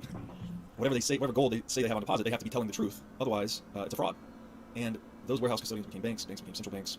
And as I've argued in a lot of my writing, central banking is the greatest fraud in human history. And that dollar is no longer redeemable for gold at all.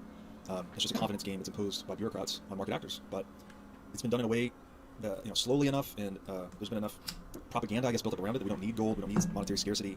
The government should just be able to control. I don't think gold should go away. To control the economy, frankly, that people have just forgotten all of this history. Look, and I think like when people were like 2 Bitcoin maxi or something, I'm like, bro, I don't think he's being 2 Bitcoin maxi either. Like, so that's just what I'm saying for this portion. But like, it's a new asset class. Like, I feel like people are being really afraid of new technology right now, and it's really weird. I don't know why. It's like, maybe it's just because like I'm at a certain age, I'm paying attention to it that much more. I mean, I guess people were like that with VR to some extent, video games, AI. I think like AI is a scarier one. All sorts of shit, planes, space travel. It's weird, no? But here's one. It's like you would say all those other ones, and people might be like, "Oh, yeah, that's funny." But then you say this one, and they're like, "Well, oh well, okay." Is it AI scary or something? Maybe the person AI is not scary. Like then you're just silly. Just get out of here, bro. Because you're gonna say AI is not, but I'm afraid of Bitcoin. It's just like, what are your opinions? Anyways, a lot of this stuff's just based on math, man. Math and learning more, finding out more.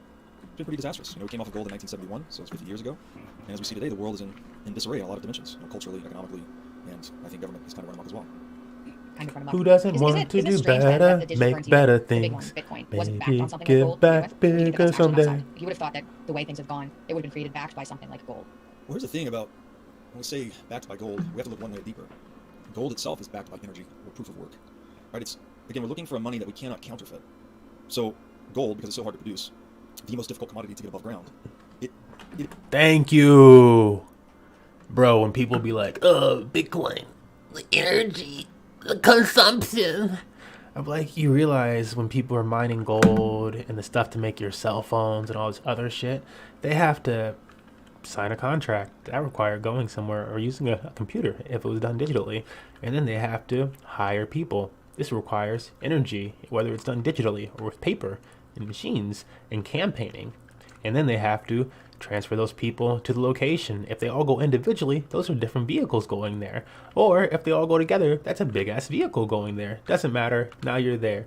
They need resources to do this. Picks, shovels for up close stuff like that, large machinery. That machinery uses electricity, oil, gas. All this stuff goes into mining one gold nugget. And it's like, bro. Or even like if I was like, there was like this like woman who's like up in Alaska and she's doing her gold thing like that. I'm like, okay, they have to have somebody go pick them up. They go out there, so it's like, you know, going back and forth. And she spends all this time down on the beach. I think she's doing like by hand and stuff like that. But when she's not on hand, then she's got a whole boat. So it required buying an entire boat and fills that boat up with gas. And then that boat with gas, hopefully none of it's leaking and stuff like that, and all the metal and stuff like that that you're dragging through the water so that you can find this stuff. Hopefully none of that stuff's rusty or anything, whatever, is going through this water. And they're like doing this suck thing with this big ass hose down on the bed of this beach or harbor or whatever the heck. So whatever that does to the ecological system, but they're doing that so so they can find some gold. That doesn't use up any energy, right? Right? Oh, come on, people. It is secured by proof of work. Like if you want to go out and harvest, that's the low end version of it. Oh, come on.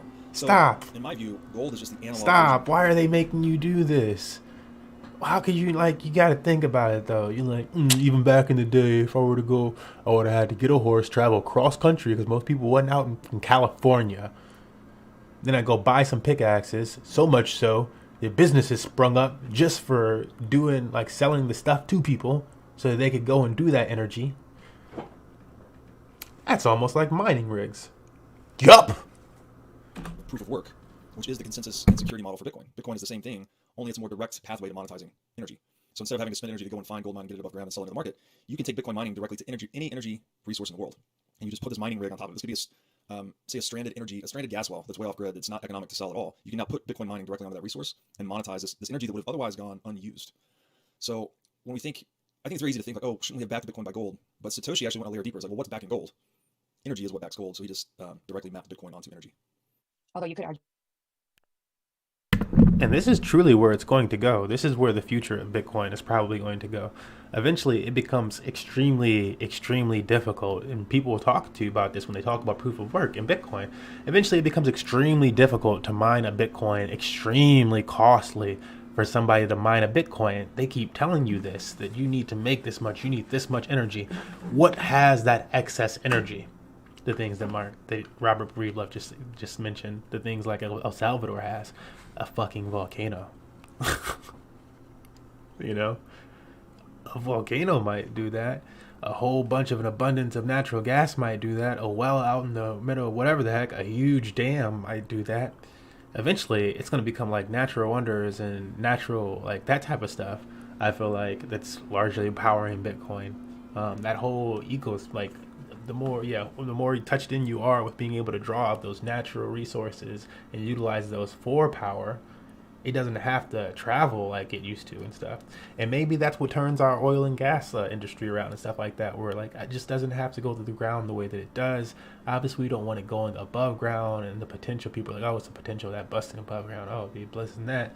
Well, it's not very much better underground either. And I'm sure we try to put it deep enough underground and stuff like that when we try things, but eventually, stuff happens. So what about if we could use that where it's at? I feel like solutions like this, when even the more capitalistic sides of everything stop arguing with each other and start embracing that technology, they start to find those answers and they start to change that tune a little bit. But when they start to change that tune, when they find those answers and they start to change that tune, where are you at? Are you waiting for them to change that tune for you? Are you waiting for them to find those answers? Are you going to do that research yourself to find those answers? Because I think eventually everybody's going to come to a middle ground and things are just going to be like, okay. But by then, enough division has been sowed. People are arguing over this and that. They're using race as the claim of it.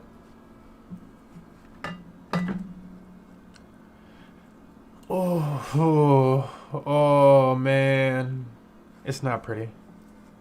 It's not pretty. Love one another. Stop being so mean to people. You that the actual physical gold and what you're able to make it into also backs gold, yeah. Yeah, you're back to that original debate between utility and marketability.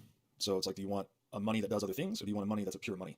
And if we just look at the judgments of market actors historically, they've always favored the purest money. So the bet on Bitcoin is that that market dynamic would continue to play itself out towards the purest money. Stop lying to people. Next question then. Part of the upside of Bitcoin and other Stop sowing division. Is it's decentralized. But do you not think that at some point We all want the same things. Well, this is the beautiful thing about Bitcoin is that it's peace a monetary technology and that's wrapped in military-grade encryption, optimized to survive any attack or any threat. Happiness.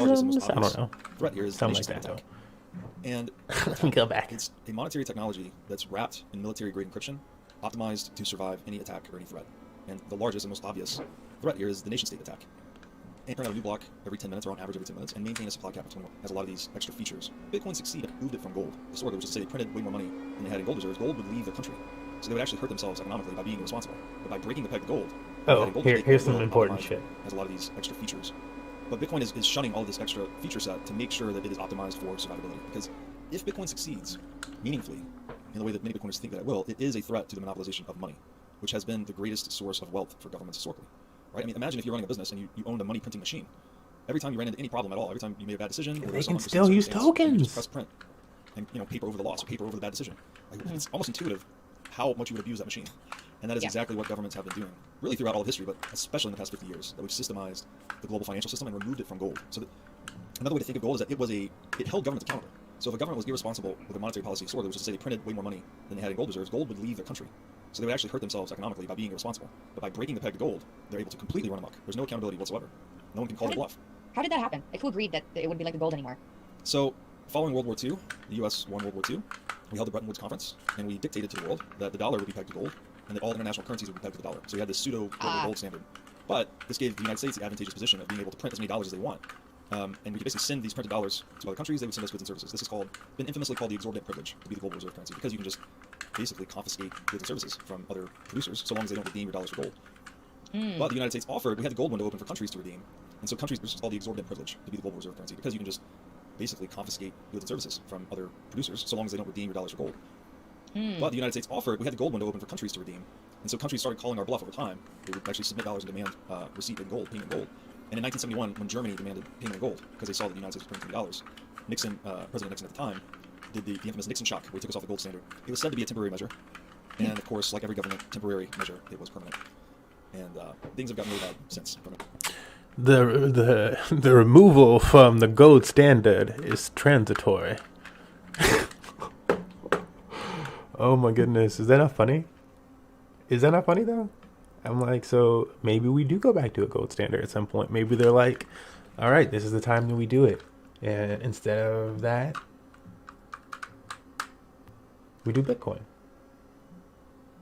I don't think they're gonna choose Bitcoin. I think maybe I think they'd probably try to do gold first, and I think it would be what it is. It would make gold the standard. I think the gold market would get a boost. Peter Schiff would feel good because he'd get like a 2 to 4x or something like that. But I don't think that would destroy crypto for what it is. I don't think that goes anywhere. I think there's just a gold standard. And the same way that people there's like, oh shit, the yuan is getting stronger, and the euro's getting stronger, and the USD's USD's been getting stronger lately. Same way there's just different currencies in the world that people transact in that are made the major currencies. There would be Bitcoin. There would be those ones, and then there would be Bitcoin. And there would still be gold. That's what I think. Wow, I had no idea about that. Thank you. I took American history and they didn't teach me that.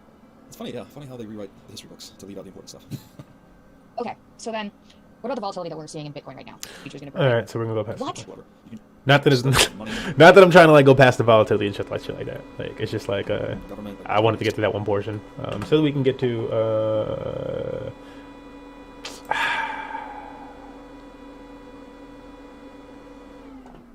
Would be, again, money is just pure marketability, right? It doesn't have any value except what it can be traded for in the money supply. And when so what did in the last 18 months? Every dollar. Okay, this is important shit. So when I send it to you, it's as if I sent you a gold coin. It's unencumbered. Just by possessing it, that means you own it. Essentially, you don't need to do a title search. Because I feel like a lot of people don't know this. I just told my homie this, and he actually didn't know this, and I'm surprised less people know this. because I feel like I don't know. I guess I don't know. It depends what you read. But I thought more people would know this, but then I guess not. If Fox News is always covering the type of stuff that they're covering, they're like giving a lot of opinion, but like within that 8 or 9 minutes of opinion, there was like 2 facts, and then like it was like a lot of like, this is what I like to do, and then like now that I said that, I'm just gonna go off on my own spiel. I'm like, bro, what the fuck did I just watch? Oh, it's like you're intentionally deceiving. Like, oh wow, like oh man. It just like hurts to even like think of like the ultimate or pristine collateral. It feels evil. It feels like, bro, why would you do that, man? Anyway, you can just send this digital bearer asset to a lender, and they'll, say you send them $100,000 of Bitcoin, they'll loan you $50,000 or $30,000, depending on your loan value ratio. You don't get that you have the position. Like, what about if Fox News anchors went up there and hosts and stuff like that, and they started talking about loving one another and stuff, and like, don't let it get that bad. Like, it shouldn't get to that point. Like, like it doesn't have to get to that point. Why did it get to that point? Like, if you're saying why did it get to that point, it shouldn't have to get to that point. Then they're looking for like the deeper root cause, and they're not looking for that root cause in a way of like pointing the blame at something. They're looking to like fix it. And like I feel like they're like not ever trying to fix it, and they're not ever trying to help anything. It's just like, nah, this is what we're gonna piss some people off. I'm like, bro, are you? Yeah, like they literally have to like sit back and like, let's go piss some people off. I'm like, ugh, that's what you do? That's what gets you up in the morning. And they're like, yep, let's get some. I like to go piss people off, and there's a bunch of people that are like rooting for him. Like you can tell them that right now. But like that's what it's about. And some people will literally be like, yeah, that's what it's about, man. It's like, and that's another way to get that's liquidity. disgusting. And a lot of people opt for that, so you can maintain your Bitcoin holdings. But, Without do you, man? Still get liquidity in fiat for spending. It's like that's not gonna help That's anybody. interesting. It's not gonna get you what you want. What do you have to pay for that? I mean, there's different companies that have different rates. Oh, hold up, she doing this. Borrow against it. The lending market in Bitcoin. People who hold a bunch of Bitcoin end up. So there's a borrowing and lending market in Bit. What? Instantly. And then when you're done, you just redeem for Bitcoin. So you're funding a channel, a lightning channel. So again, the rich dude in whatchamacallit, Squid Game,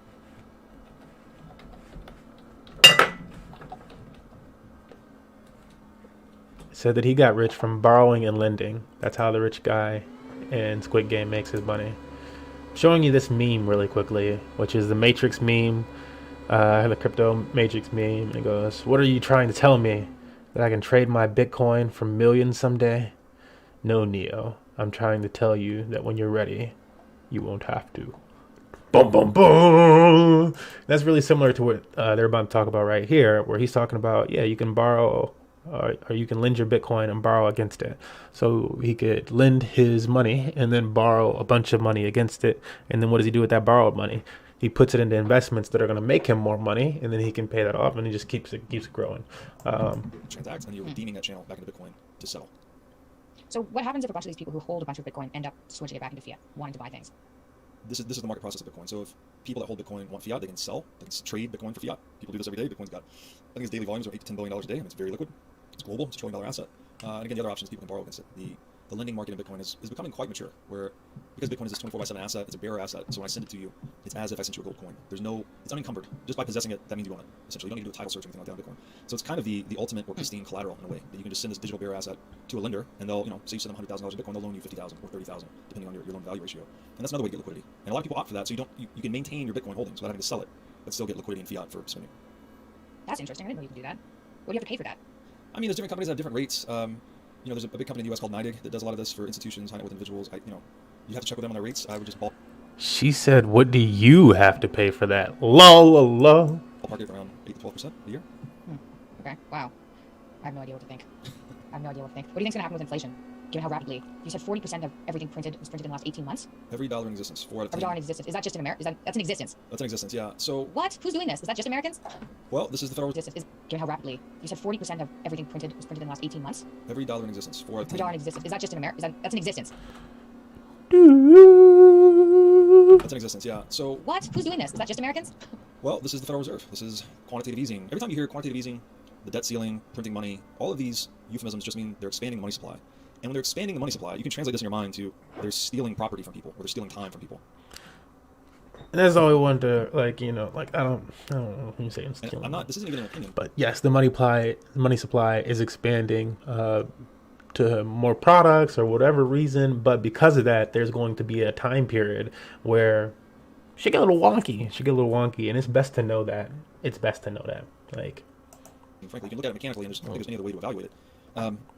So a couple ways and I'm not. This isn't even an opinion. Frankly, you can look at it mechanically, and I don't think there's any other way to evaluate it. So a couple ways to think about this. One would be, again, money is just pure marketability, right? It doesn't have any value except what it can be traded for.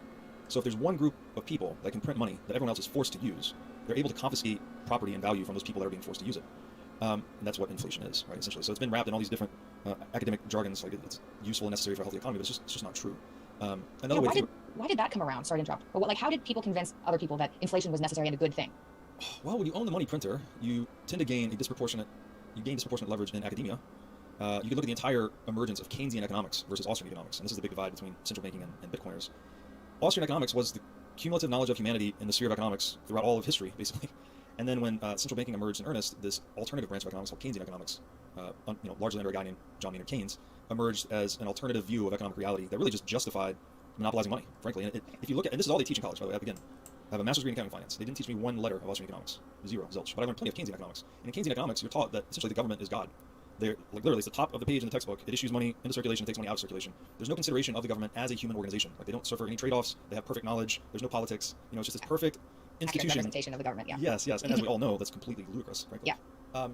So that's how it emerged. I mean, I don't want to get into this. But I'm like, that's actually like how, like, you know, like my initial like thought, and I guess it's like taking a step out of that, and it's like it really feels like the Matrix type of pull out of situation, dude, because you're just like, oh, I've only been taught one thing. It would be like I imagine that would be like the equivalent to like if I were brought up racist or something like that, because I thought like, you know, this race or something like that like loots or something, like, oh, that race is always looting or something like that. I'm like, oh, I'm racist now. And then I learned otherwise, and I'm like, oh shit, they do more than just that. Like, you know, they built like they're good people. And it would be like I was taken out of the Matrix or something. And I feel like what they're talking about right there is kind of like getting sucked out of the Matrix situation, where it was like, oh man, I really only knew about, I learned stocks were a thing and stuff. That you could like save your money in the bank, but like everything else, anything with the assets and like leveraging the assets and all this crazy shit and stuff, it's like, I mean, I say it's crazy, like it's like less crazy to me now, but like it was really like being sucked out of the fucking Matrix, because some of that stuff is like normal, but like then who gets to decide that stuff, and like how is the inflation measure into it and all this other stuff. I'm like, I never really question. I just looked up like, what is it and how often does it happen, and like not like why it was created. This argument, people are like, oh no, that's not true. They didn't mean to do that. People always argue with me about the intentions. You know, people think like central bankers are really trying to do a good job, and I'm agnostic. Like that's nothing, like, you know, I feel like that just means you need to learn the system, but it also means that, like, you know, if that's a system, then and you like learn that we've had multiple systems. And that, like, you know, we could change systems, and that we do all sorts of different stuff. And like the more that you learn that type of stuff, then it's like, okay, now I'm really starting to be prepared. Because if you didn't even know that, if you didn't know what the system was, you didn't know how to, like, then you just like, oh my goodness, you have no pieces to play. Like, well, I guess you got pieces, but you can't see the board. You're just like stuck in the fog of war the entire time, and people are slicing at you. Actually, their intentions, because it's like, it doesn't matter if you're trying to do a good job or not. The mechanical design of the central bank is they're running a pyramid scheme. Fiat currency is a pyramid scheme, so it's those with access to the newly printed money first get rich at the expense of those who get it latest and last. So if you just look at the operating mechanics of fiat currency, it's a really bad deal for everyone unless you have access to that new liquidity first. So how did we get here? I think just unchecked human greed. You know, it's one of the ways I like to describe the free market is it's the collective expression of the logos, actually. So whatever we're buying and selling, we're effectively voting. So when you buy a car, you're telling the market to make more cars. You sell a house, you're telling the market to make less houses. When you corrupt the medium through which those preferences are expressed, the buying and selling, which is money, then you are distorting the economic democracy of the free market. And all of a sudden, if the Fed is printing money... He's basically saying, like, if you were voting with your money, or like in Money Match Game, we were voting with tickets or something like that, and you're like, okay, 80% of the vote goes toward, the Tesla, 20% of the vote went toward the Ford. And then they were like, whoa, voting's still going on. And they printed 40% more votes. And now, or 60% more, whatever the heck it is, some 100% more. Let's say it's 100%, whatever.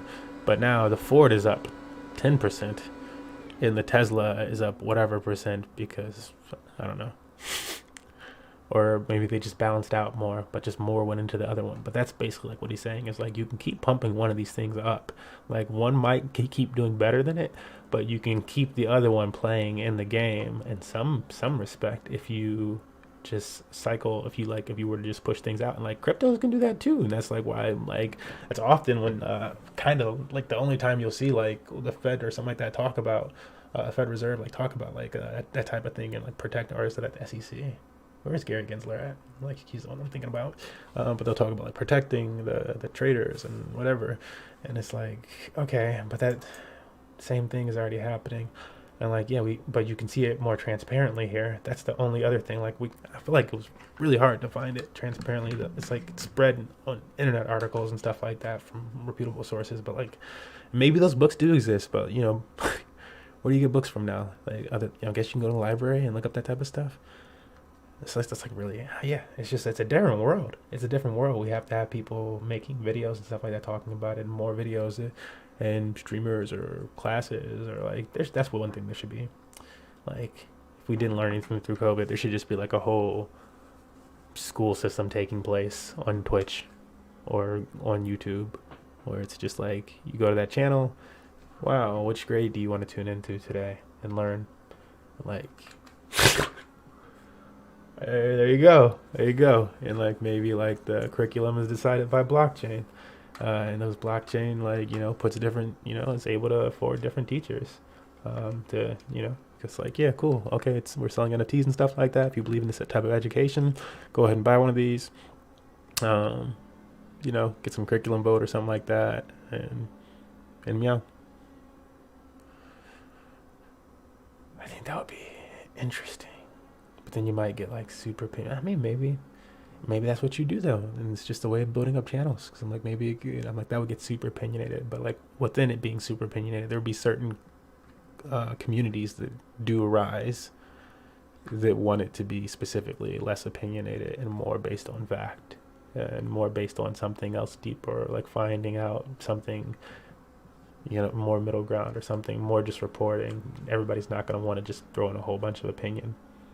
Sometimes people are just like, I just kind of want to like present what we found, and like, you know what I'm saying, if you think it sounds, well then you think it sounds, but I'm gonna present what we found. Buying the shares of this company, that's not because the company was demanded by market actors. It's not like it was doing something useful and people wanted that money and buying then you are distorting the economic democracy of the free market. And all of a sudden, if the Fed is printing money and buying the shares of this company, that's not because the company was demanded by market actors. It's not like it was doing something useful and people wanted that more shares in that company to be bought. It's because bureaucrats decided in a backroom deal that they're going to print money and go buy shares of this company, whether or not it's producing any economic benefit.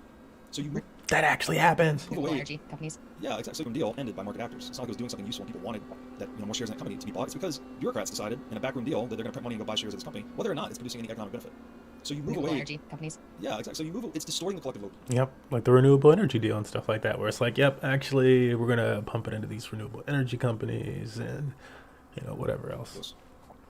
And this is like a key point where I think we today think that state democracy is like the ultimate form of governance. And that's partially because that's a private portion of things. That's because it's private. It's like that's their own. So it's like, yeah, they can choose to put all that private money that we've just given them a lot of control to do stuff and do what they want with it. But I would argue that the free market perfects what state democracy approximates. We think one person, one vote is the right degree of fairness, but that gets distorted in all these different ways. The real, true, pure democracy is the free market itself with honest, undistorted money. But thanks to man's greedy ways and very inventive machinations, he found a way to basically get a perpetual free lunch by monopolizing money. And this is, again, what every government throughout history has done. It's always like control the money to control people. So that's where we're at. So that was Breed Love. I do want to do a really quick dive into. We're gonna do this one first because it's shorter. Actually, I'm gonna play it. Yeah, should I go right into it? We can go right into it. This is a video on Keynesian and Austrian economics. This specific, oh, I guess the next one is Keynesian and Austrian economics. But I'm like, I feel like it'd be a good idea to do like a really quick catch up on, because he mentions this topic, and I feel like a lot of the other topics I'm pretty caught up on. I'm like, this specifics between these two, don't really know. So I have to do more research on these, maybe listen to some audiobooks and stuff like that, find some actual literature, some articles, learn. I feel like I wasn't too bad at my economics courses. So, yeah. On to the essential ideas of Austrian economics. The Austrian School of Economics was started by 19th century economist Karl Menger. Born in Poland in 1840, at the time part of the Austrian Empire, Menger studied law and completed his PhD in Prague, Poland. After university, Menger worked as a journalist and noticed major discrepancies between what most economists were teaching about prices and what he observed as a journalist. This led him to write The Principles of Economics in 1871. The book set off an enormous debate among economists. The prominent German Historical School of Economics derisively labeled Menger's views on economics the Austrian School, and the name stuck.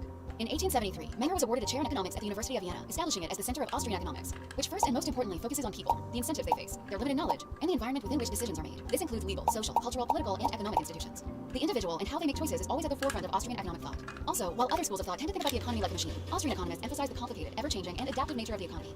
Menger's position at the University of Vienna enabled him to influence and educate other economists, such as his students Eugen von Bamberg and Friedrich von Wieser. The next wave of Austrian economists included Fritz Machlup, Ludwig von Mises, Oscar Morgenstern, and most notably F.A. Hayek, who was awarded the Nobel Prize in Economics in 1974.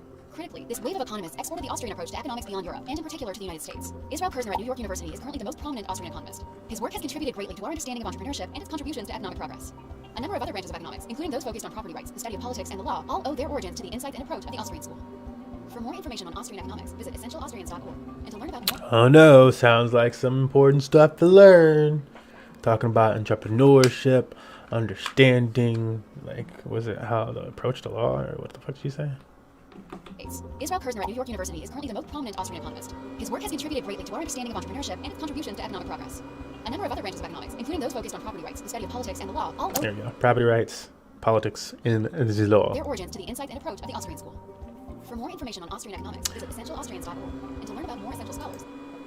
Peter, you said something earlier, and I want to take you back to it, so the audience could get a better understanding. Could you give us a quick economic lesson on the difference between Keynesian philosophy versus like free market philosophy and economics? Or Austrian, right? Right, yeah. So if obviously they're teaching it in schools, I have a friend that actually has a degree, and we argue all the time. I'm a free market guy, and him and I go back and forth, and he's got the degree in economics, and I'm assuming that the reason is because this is how he was taught. Could you school me and our audience on really what the fundamental differences are between those two? Yeah, well, I mean, there are a couple of easy differences to grasp. So Austrian economics is more, looks more at the individual and the ability of free people to be productive and in pursuing their self-interest, helping everybody else through Adam Smith, the invisible hand. I mean, it's very much a classical view of economics that focuses on production, savings, and supply, right? That the key to a rising standard of living is producing more things and being efficient and being productive, and that so that you're looking at how are things being produced? How do businesses produce more stuff so that we all can consume more? Right? And so you're looking at it from the supply side, and you're looking at it from the individual, the entrepreneur angle. Sounds good. And Austrians see money as just another commodity, another good. When money is gold, right? They look at money as a commodity that you exchange for other commodities, or the way I describe it when it comes to fiat money. But the Keynesians look at government as an enabler of prosperity. That and the way they do this is through increasing demand, right? They don't look at problems in economics as an absence of supply. They look at it as an absence. And I feel like this is more so like what we actually do. Like they both, I feel like it's both of these exist, but this government portion of things and like the way that operates definitely exists too. Absence of demand, right? There's just not enough demand. People aren't buying enough. We need more buying, and so they want to focus as an absence of supply. That and the way they do this is through increasing demand, right? They don't look at problems in economics as an absence of supply. They look at it as an absence of demand, right? There's just not enough demand. People aren't buying enough. We need more buying, and so they want to focus on things that stimulate demand. And they think, well, let's have government spend money, let's have government print money, and we're going to have demand. But what they don't understand is demand without supply means nothing. And they don't understand the difference between the legitimate demand and desire, because you don't have to stimulate desire. I mean, everybody wants everything, right? It's not like I need to be stimulated to want stuff. I want all kinds of things. The limiting factor is what I can afford. And the government can't make things more affordable by creating money. What makes things more affordable is greater production that brings down the cost, right? When cell phones first came out, if you remember the first cell phone in the 1980s, really, these things cost thousands of dollars to buy back then. And to use them was very expensive. I mean, I remember when I got my first cell phone, I barely used it, because if someone called me, I would be really quick because it was so expensive to make a call. But what increased the demand for cell phones wasn't people wanting them more, because everybody wanted one. It was a question of, could you afford it? The reason everybody has them now isn't because the demand for cell phones went up. It's because the price went down, because production went up, because businesses became so much more efficient at producing cell phones that they became affordable to everybody. It wasn't just Gordon Gekko who could afford a cell phone. It was everybody. It was his maid that could afford a cell phone. And so the Austrians recognize a basic economic principle, that supply is what creates demand, that you can't demand something that hasn't first been produced. And so government can't stimulate production by stimulating demand. Demand gets stimulated all by itself, simply through the productive process. And if there's a bunch of goods that aren't being consumed, all that has to happen is the price has to be allowed to fall, and now they're going to get bought. You don't have to print more money to stimulate those sales. Just let prices come down to the point where people can afford it. But you have Keynesians now. They seem to think that the worst thing that can happen to prices is that they go down. Right? They think, oh, we need government to prevent prices from going down. Why? Prices. They try to argue that, well, if prices go down, nobody will buy anything, which is a bunch of nonsense. I just talked about cell phones. I mean, the reason that we're buying cell phones is because the price went down. I remember the first time I saw a high def television. I walked into like a Good Guys, one of these places. $10,000. I think. It was $10,000. The first one I saw was $10,000, and it wasn't even a big screen. It was maybe like 28 inches. I don't remember, 32 inches, and it was $10,000. But I remember looking at it, and I was amazed. I was like, it's like looking through a window, like compared to what I had back then. I really would have liked that television set, but I didn't want to spend $10,000 to buy. I didn't like it that much. It wasn't $10,000. The first television sets that came out in the 1940s, the sets themselves were like a huge piece of furniture, but the screen was about 2 or 3 inches. It was only black and white, and the first television set was as much money as a car. Who bought it? Really, really rich people that bought it just so they could tell their friends. And what could you watch? There was like 2 hours of programming on CBS, and you had to watch within a certain window of time to even see it. I mean, but now everybody has multiple TVs because they're dirt cheap, right? So the idea that nobody will buy television sets if the prices go down is nonsense. The only reason we all have them is because the price goes down. Everybody who buys a computer today knows if they just wait a year, they can buy a better one for less money. So why do people buy computers? Because they don't want to wait a year. They want it right now. The Keynesians don't understand the time value of things. They think that we will wait indefinitely to buy something at a lower price if we think the price is going to go down. No. The only reason people don't buy something waiting for a lower price is because they can't afford it. And so they wait for the price to come down to the point where they can afford it. But if the price never goes down, they'll never buy because they'll never be able to afford it. An economy is a collection of production and consumption processes that are all working towards solving the central economic problem. The problem is that we only have access to a finite amount of resources, but the potential for human consumption of goods and services is pretty much limitless. Alright, I think that's going to do for that section right now. I'll come back to you guys. Oops. Hopefully you found that interesting. I felt like it was pretty interesting. I felt like some topics there that the Keynesian and Austrian economics, some topics that we don't usually cover on stream. We do talk a lot about inflation and different, like looking more into things, monetary policy, not so in division, love one another. I feel like that needs to just start being like the title of streams and stuff like that. But like, I'm going to tell you why you should look more into this and, show some more empathy than these people. And like, I don't know, can you shame them into empathy? I don't know that you can. But enough of that. We're going to be playing some games soon. Checking out some market while we playing them games, dude. And I need to work on a website tonight. I think I'm going to try to get one more night in. I want to be spend time with people on. But I think I'm going to try to spend one more night up and get this website down and sexy. And I think that would be helpful for some things. Oh, I'm very tired. But there's a Halo event, so I'm going to come down for a little bit, go up with that Halo event. See you guys soon. Hopefully you'll join us for some Halo playing. I think I might have had this title Halo on some other channels. I'm sorry. I'm so sorry. Also, Laura Ingram, if you're listening, I'm sorry. I accept that, it's hard for some people to see the light. And so, I'm sorry for the things that I said about you. I don't hate you. I don't like that you sow division, though. And I wish that you would stop misleading people. And tell people when you're just giving them your opinion. Because that would help people. Is that a fucking wounded deer? What the hell was that?